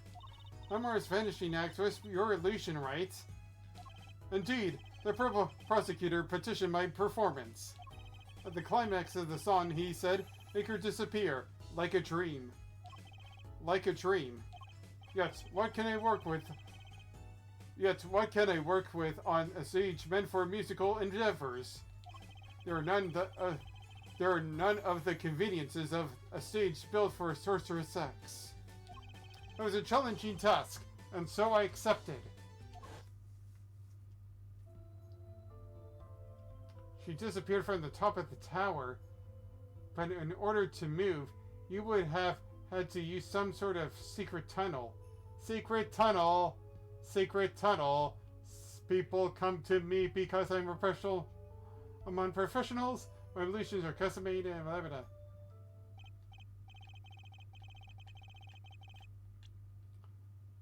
Now, because of the murder, my illusions are custom made for a time and place. Now, because of the murder, all the eyes on the nation are on this concert and me. Like that Tupac guy. Tupac. Not a bad thing as far as the fortunes of Troop Gremory are concerned. So you were here checking up on your trick to make sure it went well. And went well it did. No, speaking of pianos, that piano over there troubles me. It troubles you? Why? Why? Why do you ask why? I think it's probably quicker if I go check it out myself, thanks. I know what you are thinking in that head of yours. Gremory, yes, you say? If I recall seeing him on television. Something of that sort? Actually, yes, you're right. Wow, you just read your mind, Apollo. Or everyone tells him that and he makes a good guess. It was 20 years ago. A young magician, a genius of his time, came down among us. His name was Magnifi Gremory. It was he who began the Troop Gremory, great Troop Gremory. At his prime, not a day passed that he did not play upon the screens of every TV there was. I do have a vague memory of someone like that on TV. Yet, several years ago, That time came t- that time came to an end. My troop pulled the vanishing act, yes? Cries for magic no longer heard. The TV screen a barren waste, stripped of illusion. That's not true. I still went to all your shows. Like that one in the parking lot down at the supermarket. When you start playing in supermarket parking lots, you know you're in trouble. We hone our skill all these small venues, always awaiting our time. Yes, one day we will rise up from obscurity onto fame's shining stage once more. I do this not only for the magic that is Gramarye, but for my partner. Your partner, you mean? Yes, Zach Gramarye, Trucy's father. Before he disappeared 7 years ago, there was no name higher than Gramarye in show business circles. None. Wait. Oh, wait. I was thinking about sports entertainment. Never mind. I will see us return to glory. I, Valentine Gramarye. Our founder, Magnifi Gramarye, was truly a genius, a worker of miracles.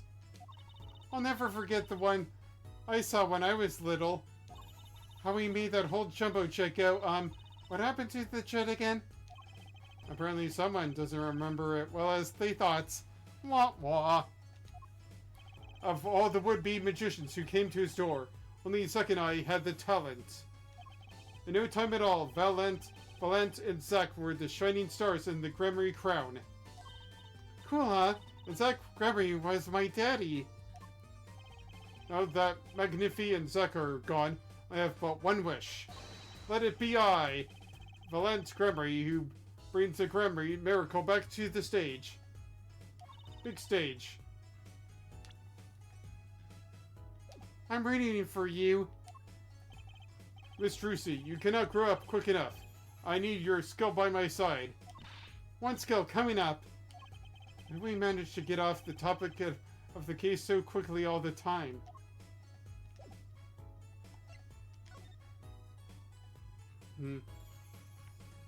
I guess I will see about this piano.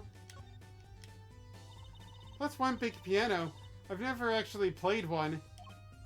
You should get Mr. Wright to teach you sometime. No good, he can't play either. I kind of feel bad for the guy now. Maybe now is my big chance. Stand back. This could be the debut of a prodigy. Ew. Did you make that noise just now? Let me try it again.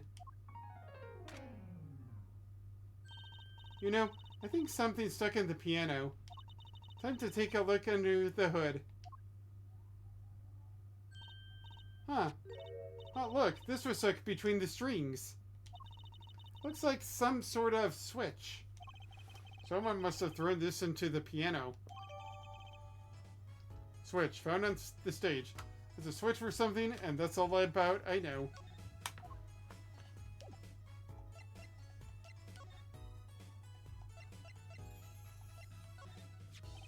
Pardon me? I have no money if that's what you want. Ah, no, I was just, never mind. We looked at that revolver. What was that? So it's almost as if he had seen one before, and maybe wasn't too happy about it.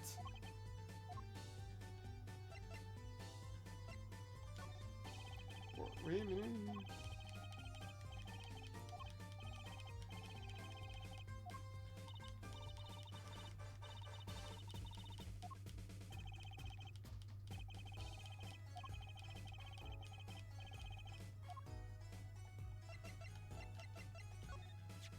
Ah, the proof positive of your profession, yes? Yeah. Might I have a look? Oh, what's this? It is gone. Ah, what do you do with my attorney's badge? Ha ha ha ha ha! Don't be alarmed. Miss Trucy, take a look in your tuppet if you would. Eek! It's your badge, Apollo. What's it doing in there? That was amazing, wasn't it, Apollo? You call that Are there ways to top it? Is that some kind of magician speak?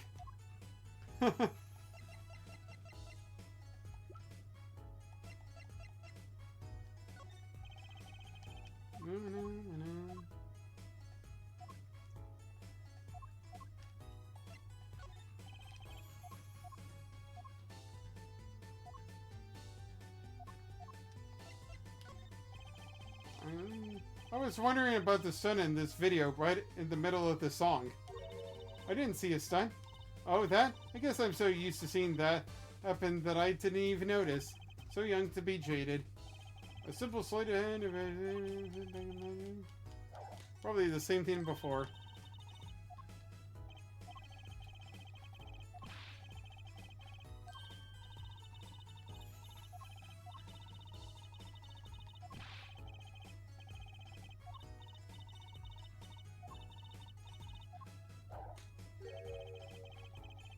It is against all that is sacred to inquire as to how a trick is performed.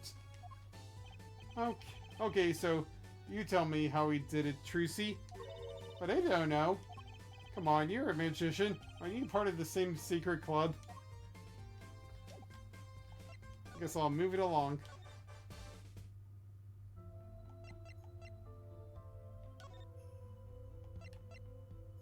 Maybe the dressing room? Nope.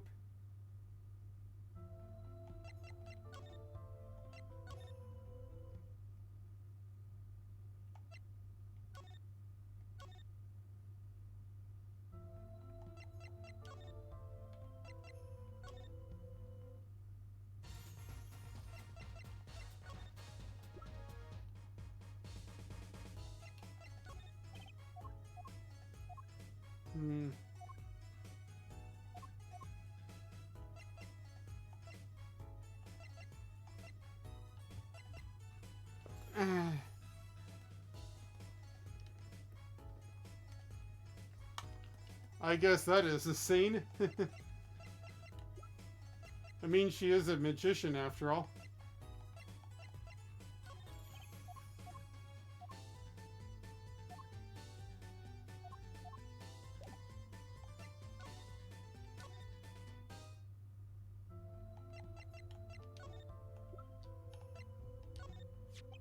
Can I ask you about this headset, Lemur?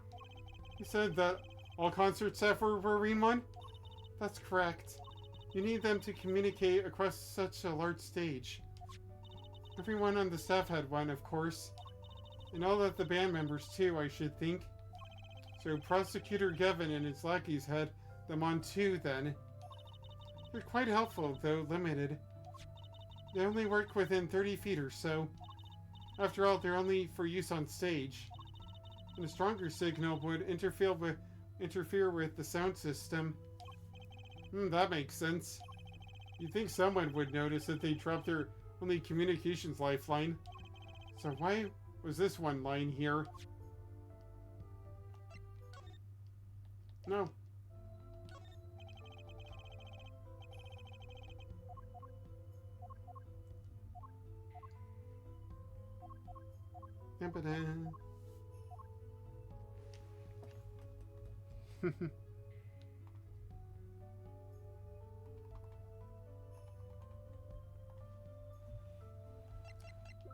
Let's see here.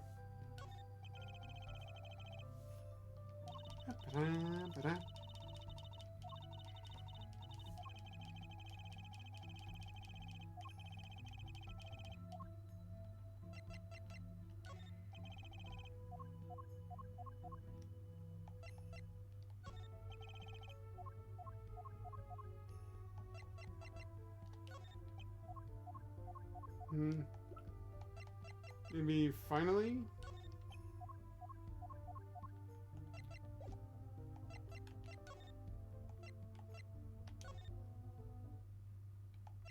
Whoops, wrong room.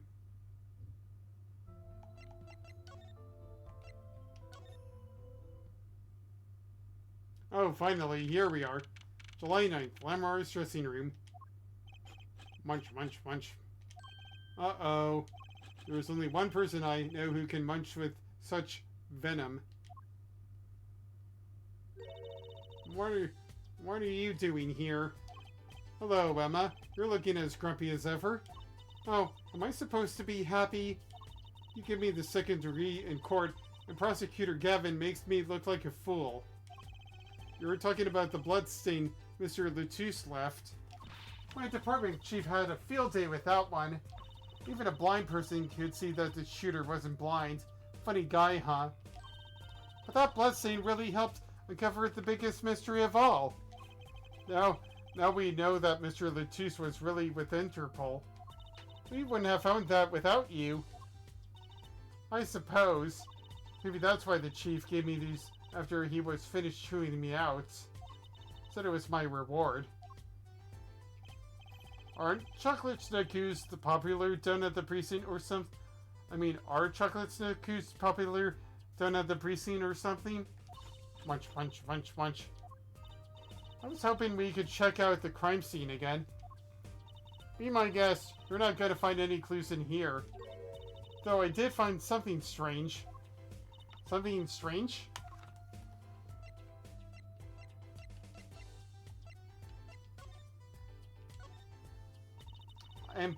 I met my embarrassment quota for the year, that's for sure. Well, that's a good thing, isn't it? How? I mean, think about it. Now you don't have to be embarrassed about anything else all year. Oh, Trucy. If only it worked that way. It just bugs me to think that little kid outsmarted me. And it makes him even more suspicious now that we know that he can see. He could have seen the air duct, and he could have shot that revolver. But that's not how it sounded in Lamar's testimony. You mean her saying she heard Detective Darion's voice at the scene? That's right. Why can't we have a normal, straightforward killing once in a while in this country? I'll pretend I didn't hear that.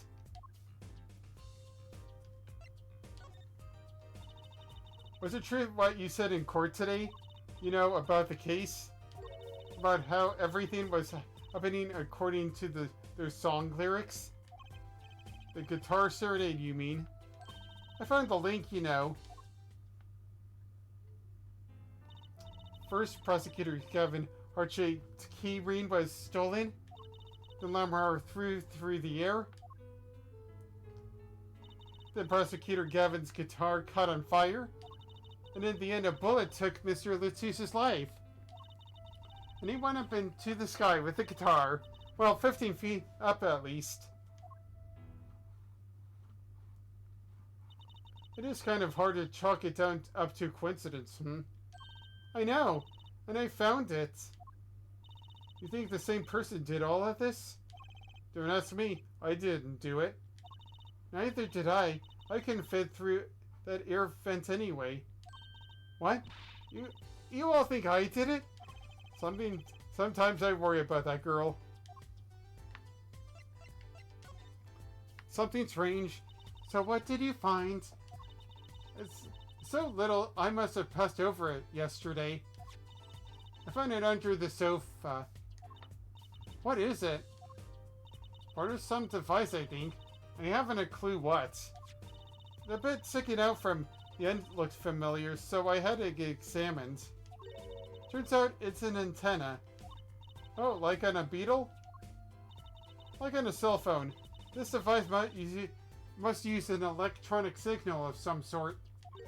An electronic signal, you see? Do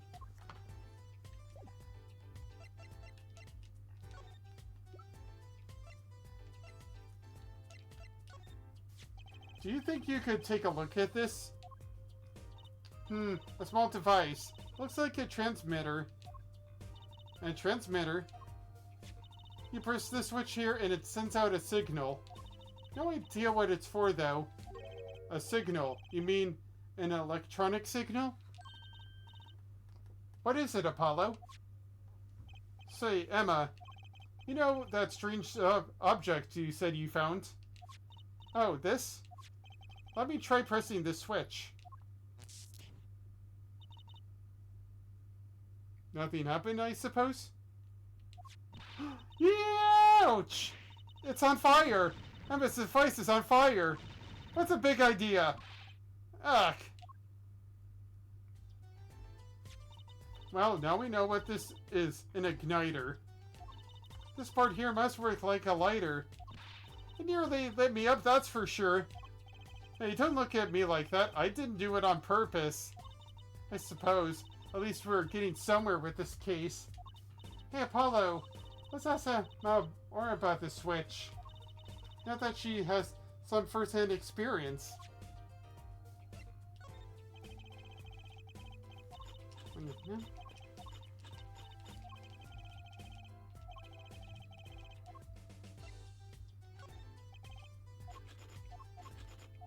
Munch, munch.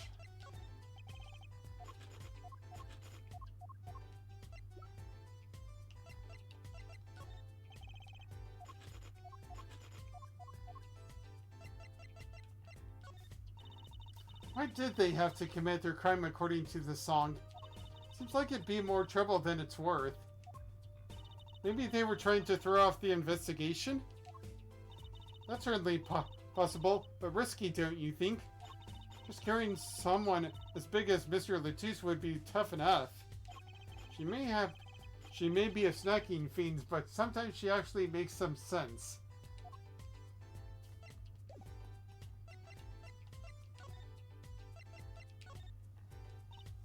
What are you trying to do, burn me alive? Come on, it was just a few sparks. Says you weren't the one holding it. There's enough sparks flying around here just with you talking. Trucy, what the heck? Anyway, now we know this is a remote for an igniter. Let me see that for a second.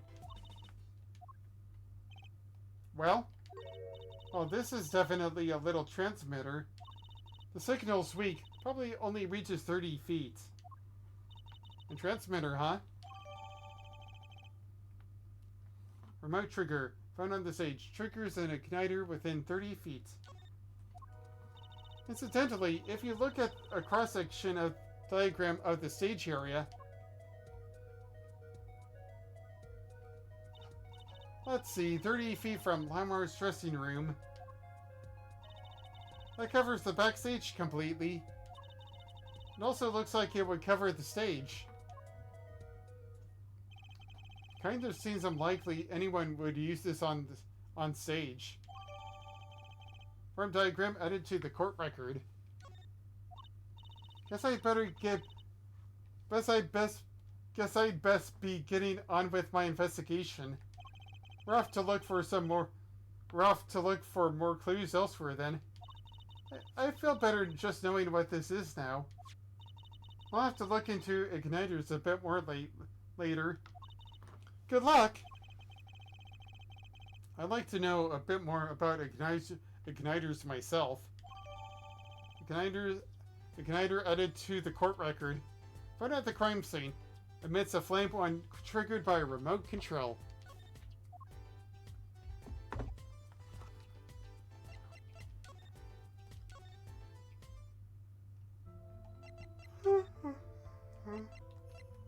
Maybe we'll find something out here. July 9th, Sunshine Coliseum. What? Come to laugh at the murderer? Dorian! That old bag opens up her pie hole, and wham bam, my life goes down the chute, thanks. Wham bam, thank you, ma'am. They won't let me work well, I'm a suspect. Dorian isn't the best of moods, is he? Not many people are these days, it seems. It is a crime scene. Not exactly the happiest place to hang out. Then Gavin had to rub salt in the wound. My alibi's rock solid. Rock solid. Solid as a rock.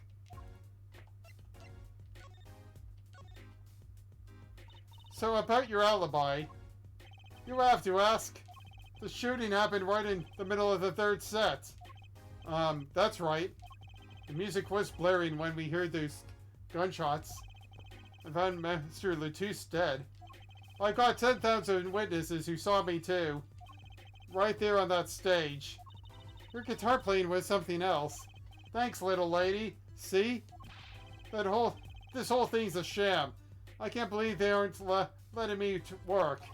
There's no need to yell at me. It's Lumber's fault. She was the one who said she heard his voice at the moment of the crime. Man, I never even talked to that old windbag.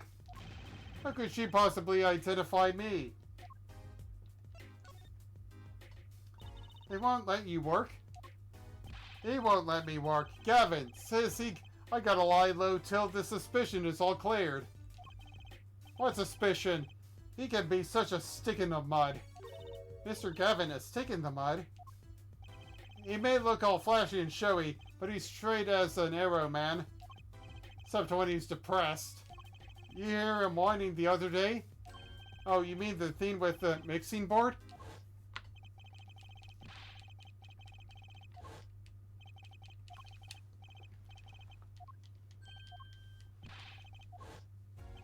He's just a perfectionist is all. Not a bad guy, really. Well, I think the Governors are the best. I have all your albums. The band's fine too. Gavin can write a good tune, I'll give him that. Come to think of it, I haven't seen Prosecutor Gavin around much. Oh, him? He's down at the prosecutor's office, most likely. The prosecutor's office? I never been there, have I?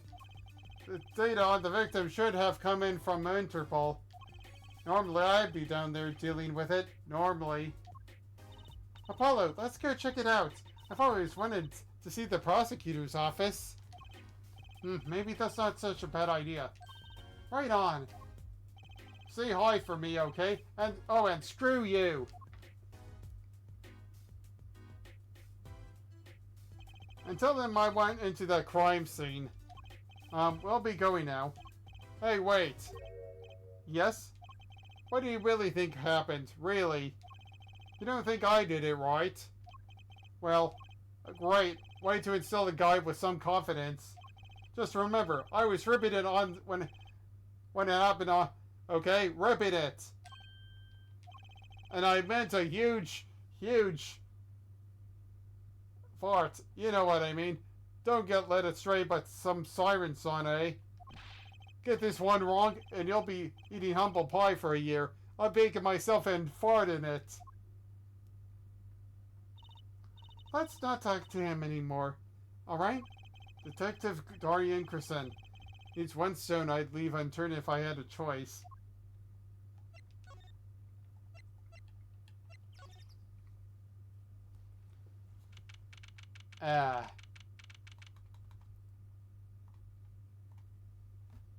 July 9th, Prosecutor Gavin's office. So, this is it. The Governor's head office. It's not the band's office. It's the prosecutor's office. So that's what I'm asking. What is this creepy thing, object, whatever? Looks like Prosecutor Gavin is on the phone. Oh well, guess we'll have to come back. Or we can hide behind that bookshelf real quiet like. That's eavesdropping. Why? We just be waiting, quietly, so he won't notice. What if he heard something scandalous about the band? She'd make a good reporter. For a gossip mag. What? A replica? So why was he after it in the first place? Yeah, Latouche. Latouche? Look, don't talk to me about those Borginians, okay? Just give me that report, chop chop. Stop leaving mysterious objects in my office, okay? Beep. It sounds like this when I start to miss Dorian. Huh?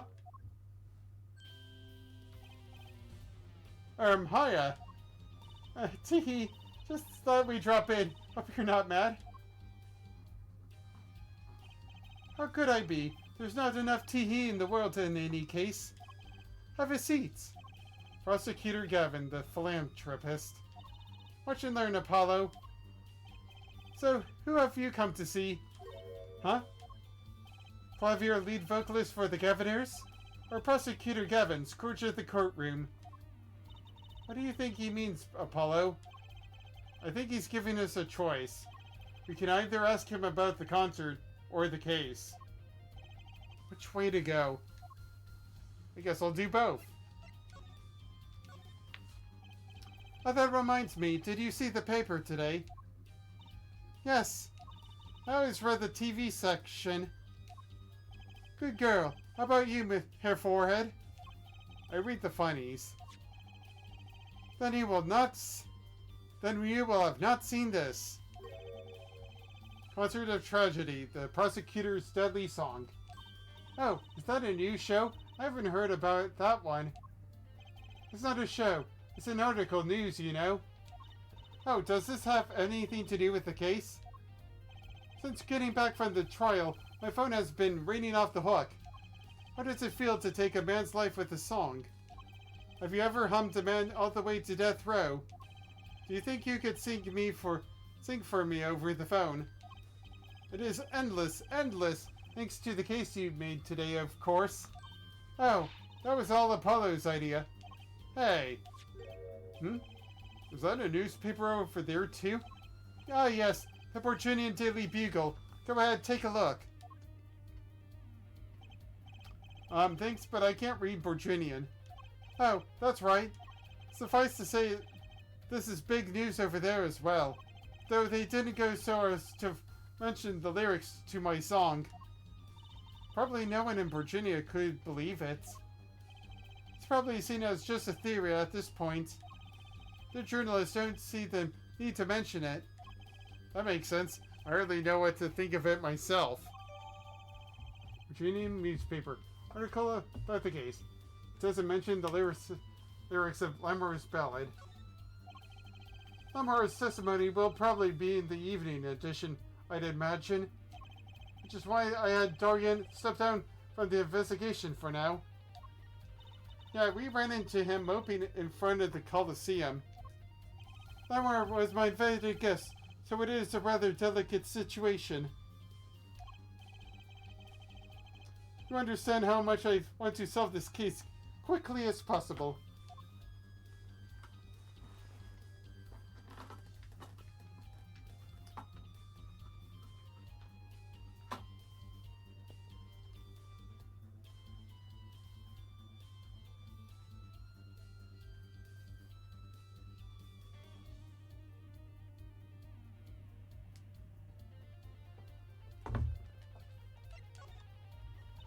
I really love that song.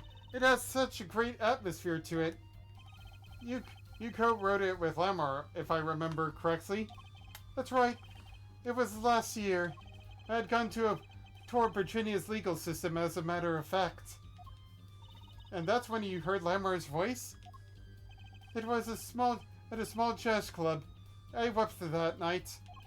I knew I had to meet her, to talk with her. Wait, am I doing German or English now?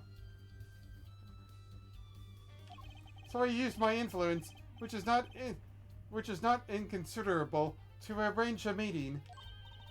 Wow, prosecutors have a lot of clout. I think he's sort of a special case, Trucy. Thankfully, she liked the work I did, and we wrote a song backstage. Thankfully, she liked the work I did, and we wrote a song right there backstage. Maki on piano, the dulcet voice, and myself on a guitar that I borrowed from Lamar. And music history was made. Probably not an experience your average lawyer would ever have, like Apollo say. It is a memory I hold dear, and the song we wrote that night was this. And that very guitar is right over there. You mean that charred lump? Don't call it a lump. That's a piece of history. And it's only brown, it's not really charred. No matter, I shall never sing that song again. I wouldn't have used that guitar again either, even if I could have. What happened during that song anyway? Why did his guitar suddenly catch on fire? Do you think you could show it to us? Your charred, slightly burnt guitar? I'm sure he doesn't mind. What more could happen to it?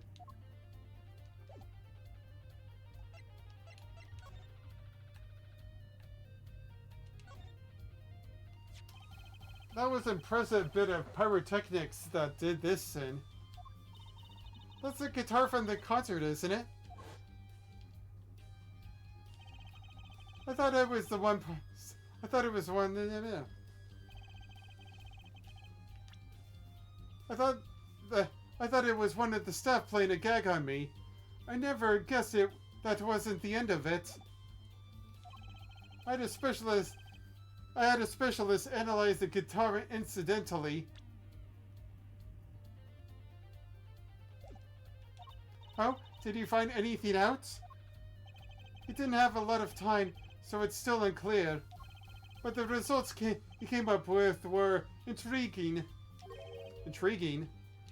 What does that guitar tie into everything that went on? Sounds like something we should ask about.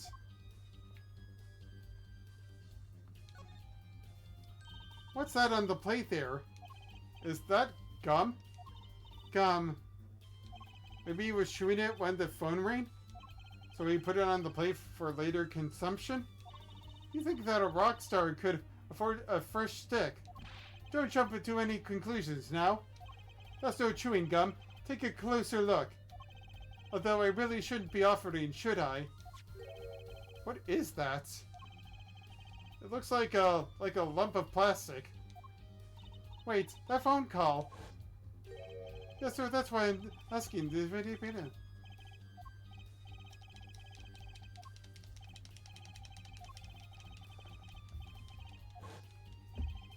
Prosecutor Gavin, does this have something to do with Mr. Latouche? Wait a second. You were listening to my phone call, weren't you? Who, us?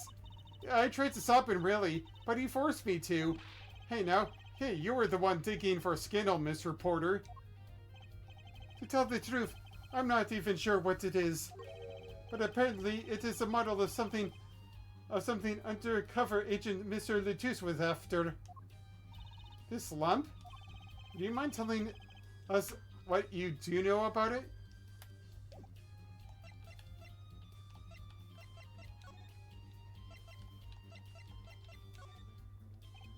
It was a beautiful instrument. It was played lovingly for many years. A guitar befitting a woman like Lamar. How did it end up here? She gave it to me. I mentioned how much I enjoyed playing it that night, and she made a present of it. So this guitar is from Virginia? That is his. He couldn't carry it on the plane. Changes of air pressure and humidity ruined the wood. So we vacuum packed it in Lamar's studio. I used a special shipping service available to me for transporting evidence. They brought it right up to my office for me. Pristine and untouched. See, prosecutors do have a lot of clout. I still think he's a special case. Such a valuable guitar. It's too bad it got burnt. Prosecutor Gavin's guitar. Gift from Lamar, sent from Virginia. Burnt the night of the concert. What was it that you were saying earlier? Something about intriguing results from an examination of the guitar? That's right. What was that all about? Well, you know how guitars have a round hole in the front. It is called the sound hole. Oh, so that's what it's called. Well, they found something attached to the wood just inside the hole. Broken device of some sort. A broken device? Yes, this in fact. The examiner is busy with evidence for the case now, however. So I'll be checking this out once he's finished with everything else. Odd. That device looks strangely familiar. This was found in Mr. Latouche's bag. It's apparently a replica of something.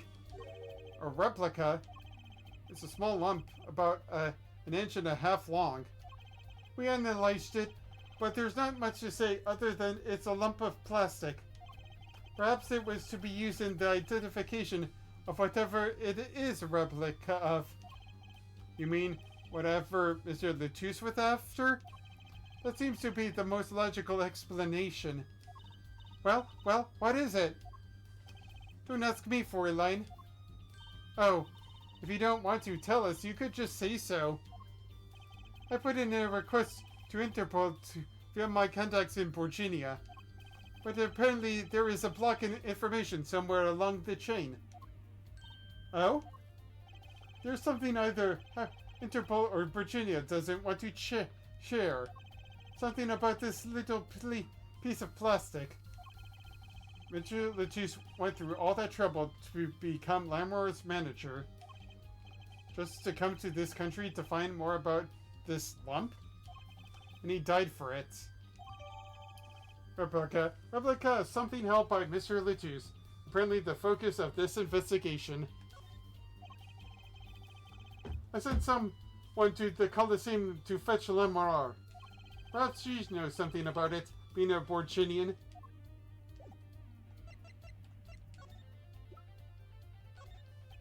My apologies, but there's...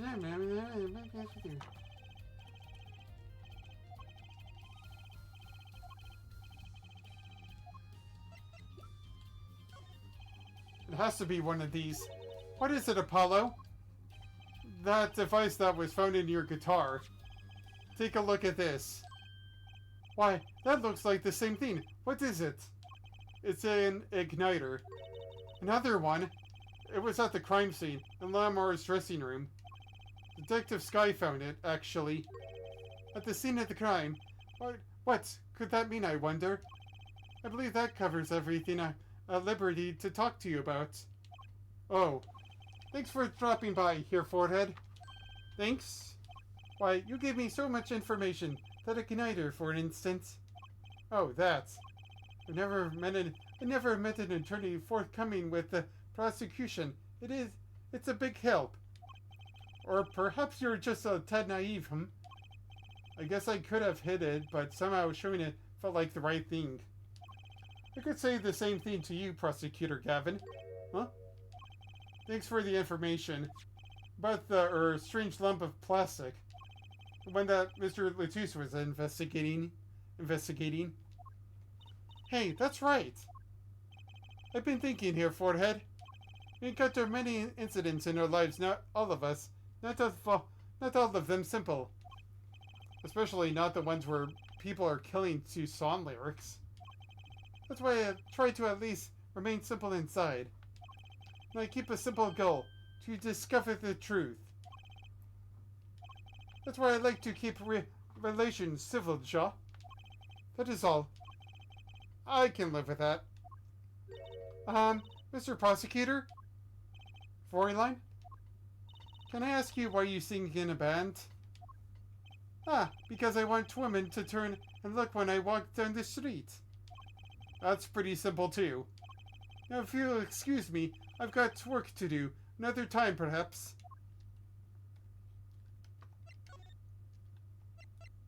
I guess I'll go to the Coliseum. July 9th, Sunshine Coliseum. Oh, it's you. You came at a good time. Hello there, Emma. What's up? Either of you know where Lamar is? Well, I saw her in the backstage hallway a while ago. Yeah? That's strange. What's strange? I can't find her anywhere. I'm supposed to bring her back to the prosecutor's office. Lamar's missing? I heard it's hard to imagine her wandering off somewhere on her own. Being that she's plain and all. Yeah, I'll help you look for her. Great, thanks.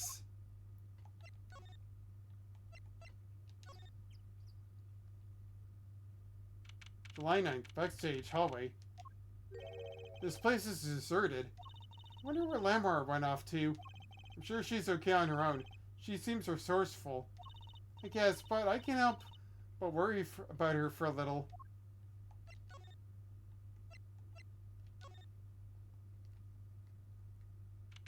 July 9th, 4:46 p.m. in the wings. Huh? The stage is pitch dark. The power breaker must be off for this section. Great. I'll go get someone. Yipes, it was really dark out there. Dark. That's all Lamar has when you think about it. What would it be like to live in a world of darkness? Hey, Apollo? Huh? What? Doesn't something about the same stage seem different to you? Like something's changed? Changed? I can't put my finger on it, but it's been bugging me. No, it's bugging me too. What's she talking about?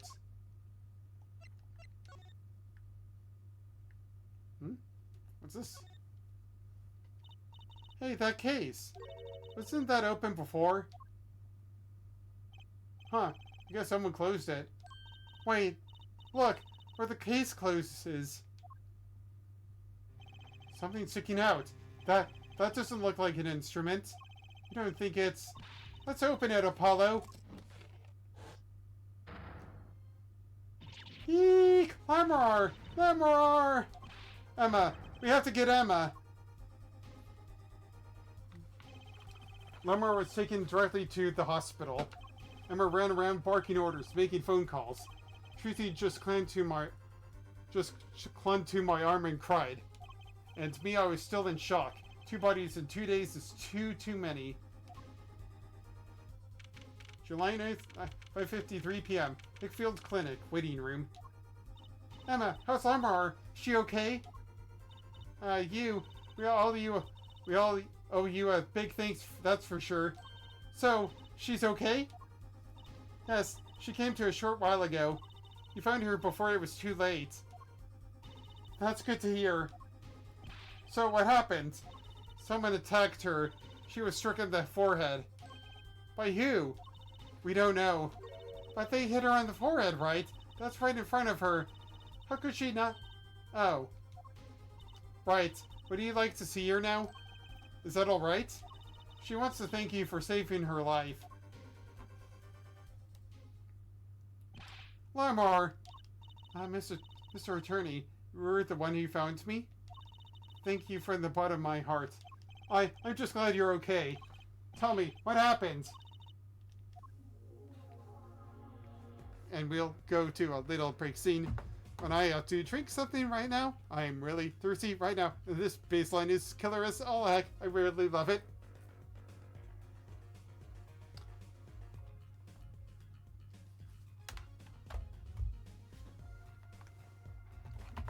Excuse me.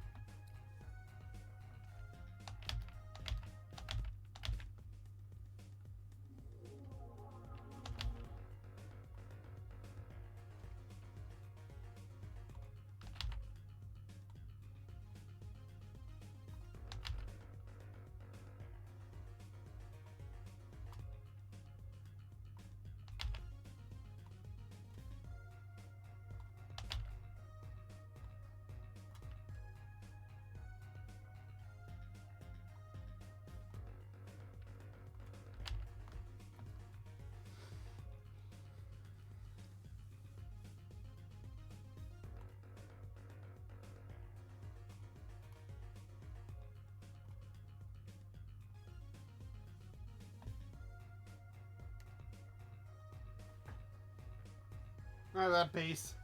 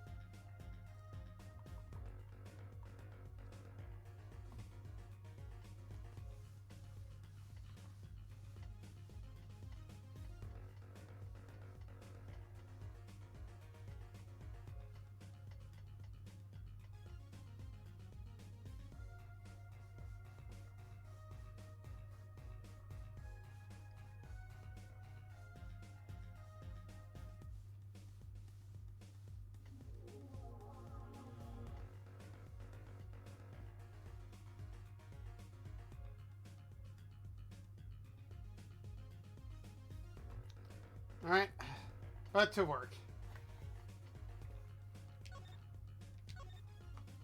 It was after I spoke with you in front of the dressing room. I sensed someone approaching. I thought it might be someone coming to see me, but they said nothing.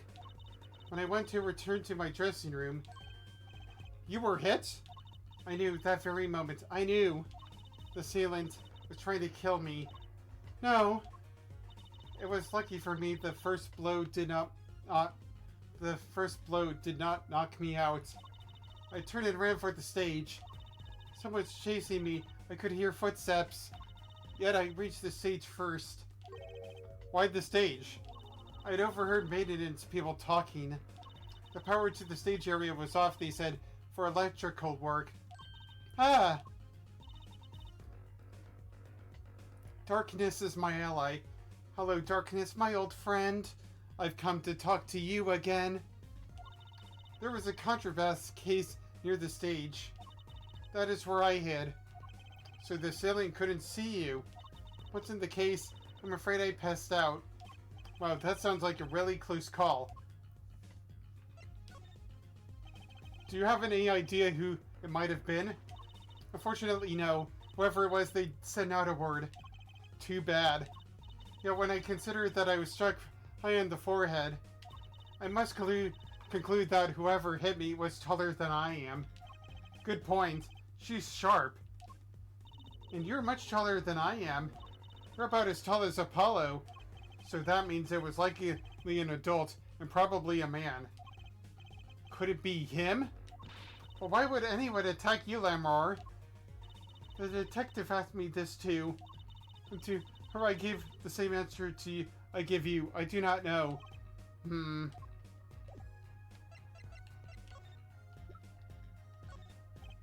Ah, Lamar, I wanted to ask you about this. Do you know what this is? This is what? Mr. Lutus was carrying it. It's a replica of the thing he was after. He was after?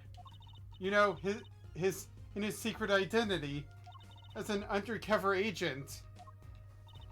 So that's what he was doing. You mean you know what? Yes, I know, of course. This must be a Borginian cocoon. Or rather, a convincing replica thereof. Why haven't I heard of a Borginian cocoon before? Why would he be carrying this around? Was it some kind of souvenir? I wonder.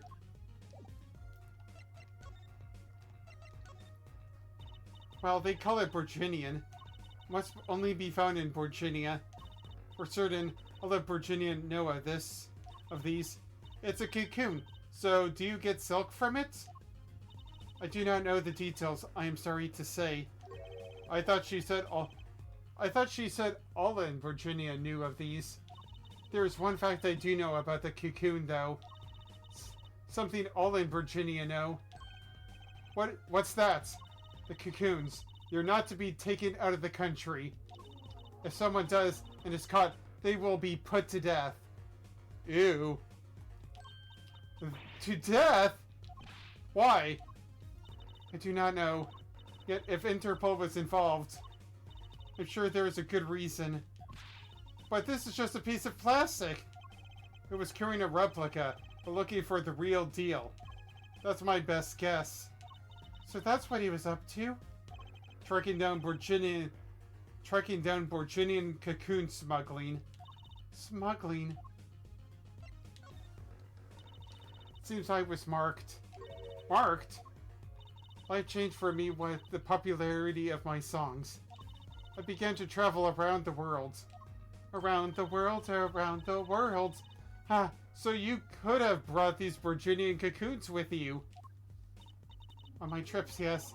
That's probably the suspicion. And Mr. Latouche was placed as an undercover agent to look into it. Virginia is a small, sheltered country. Not many of our people venture into the world outside. Is that why they suspected you? But Mr. Latouche wasn't a Virginian, was he? He was an Interpol agent, which means... What, Apollo? There must be some reason why Virginia doesn't want those cocoons getting out. Something scary enough to get Interpol involved. Huh? Like what? How could such a tiny ball of thread cause such a commotion? Cocoon smuggling. And Mr. Latouche had Lamar marked. It couldn't be her. Huh? There's one other person I need to talk to. Thank you for talking to us, Lamar. It was the least I could do. Actually, I have another request. If it is within my power, I need an interpreter. Someone who speaks Virginian. Apollo? Would you come with us, if you're well enough? I see. Yes, of course. I shall accompany you. Huh? Where are we going? Come on, Trucy. We're about to get to the bottom of this. July 9th, Detention Center, Visitor's Room. Maki, we came to talk to you about the case. Maki.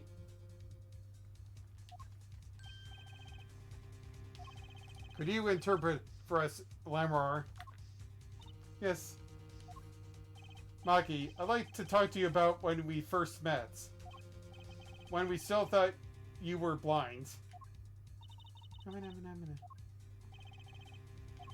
Now we know the truth. You can see, right?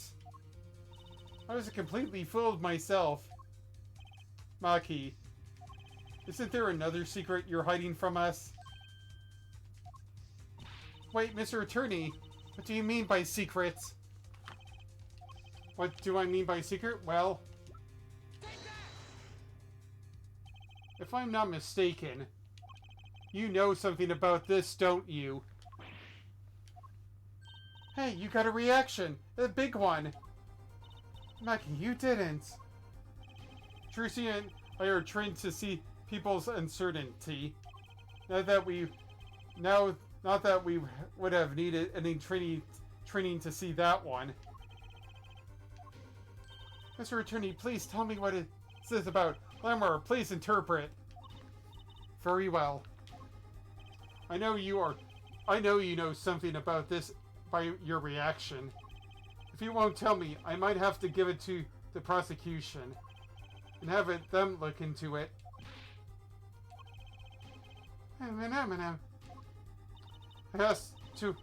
Yes, you two. Wait, do not be so hasty. Maki.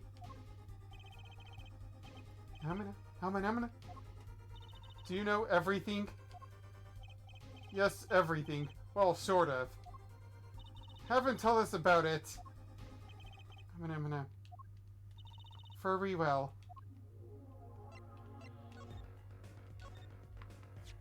What is this cocoon anyway?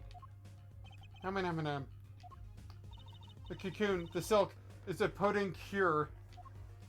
A cure? It must cure some disease. It's a cure for incuritis. Really subtle there, developers. Good one.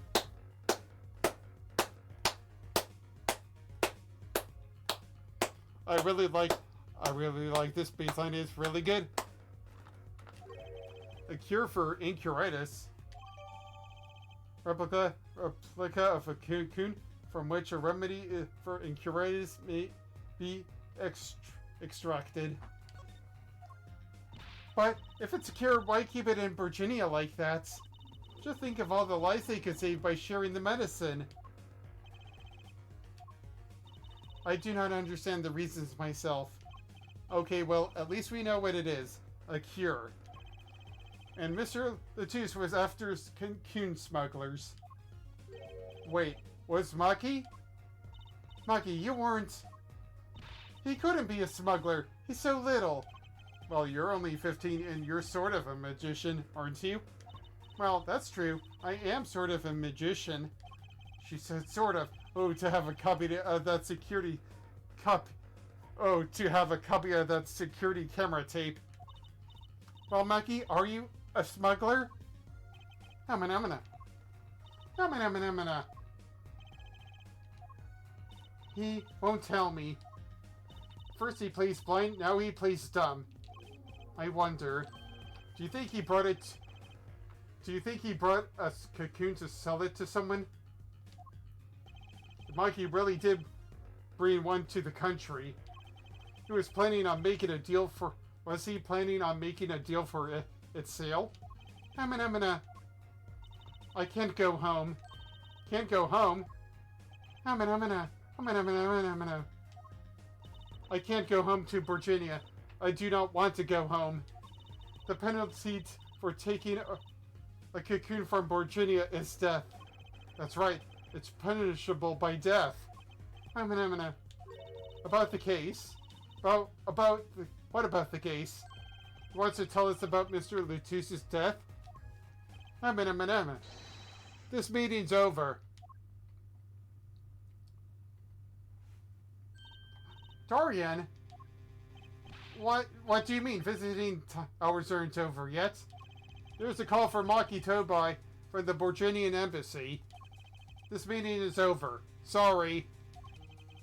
Just give us 5 more minutes. We can call them back after that. Sorry, no go. Come on, piano boy. We're leaving. Dorian, wait. I never liked you. Either of you. Huh? Darn it! We were so close! He was about to tell us! Hey, Apollo! He didn't want us to hear what Maki had to say. Apollo! And there can only be one reason why. Why is everyone ignoring me? Oh, sorry. This is it. I know who I am after. I know who I'm after now. It all happens tomorrow, in court. Yeah. Phew.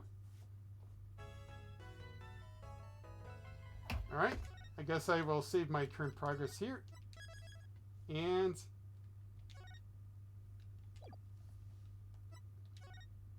back to the games.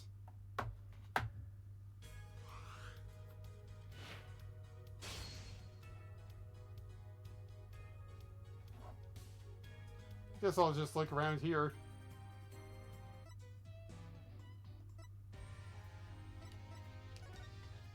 Oh, I want to hear what's in here.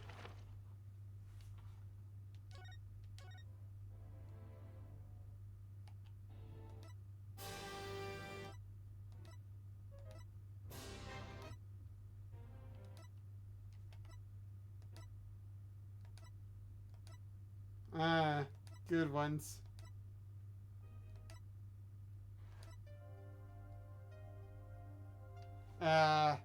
The opening.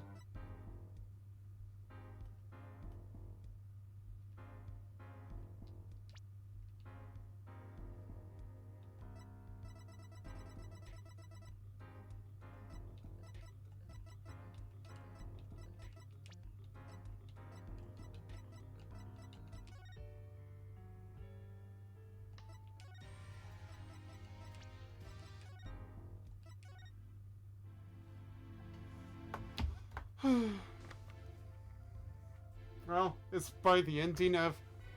Well, I said I would put it into 550 here, so...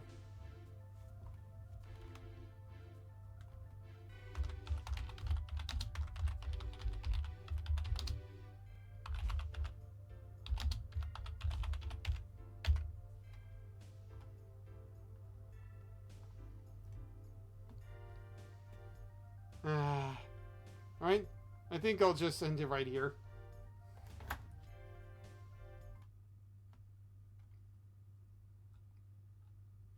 So yeah, this has been Dry Oasis. I've been your host.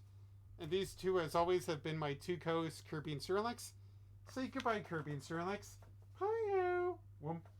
And as always, you can follow me on Twitch, Patreon, YouTube, Discord, or now under Blue Sky, all under Dry Oasis. I've been your host. And let's see here.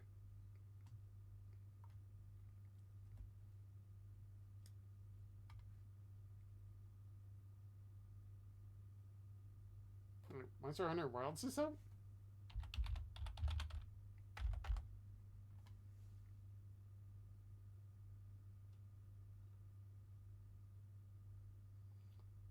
It's not out until the end of this year.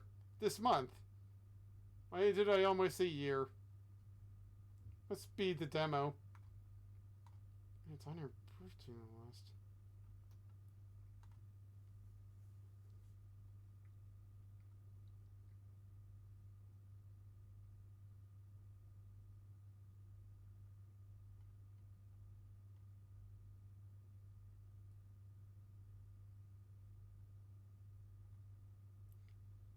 Yeah. Let's see here. Yeah. Here we are.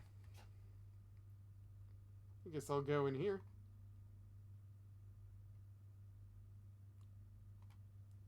Alright. For those who have been watching, I hope that you've had a great day so far. And if not, I hope the rest of your day is better or tomorrow is better for you. I will see you all later, and take care. Bye-bye.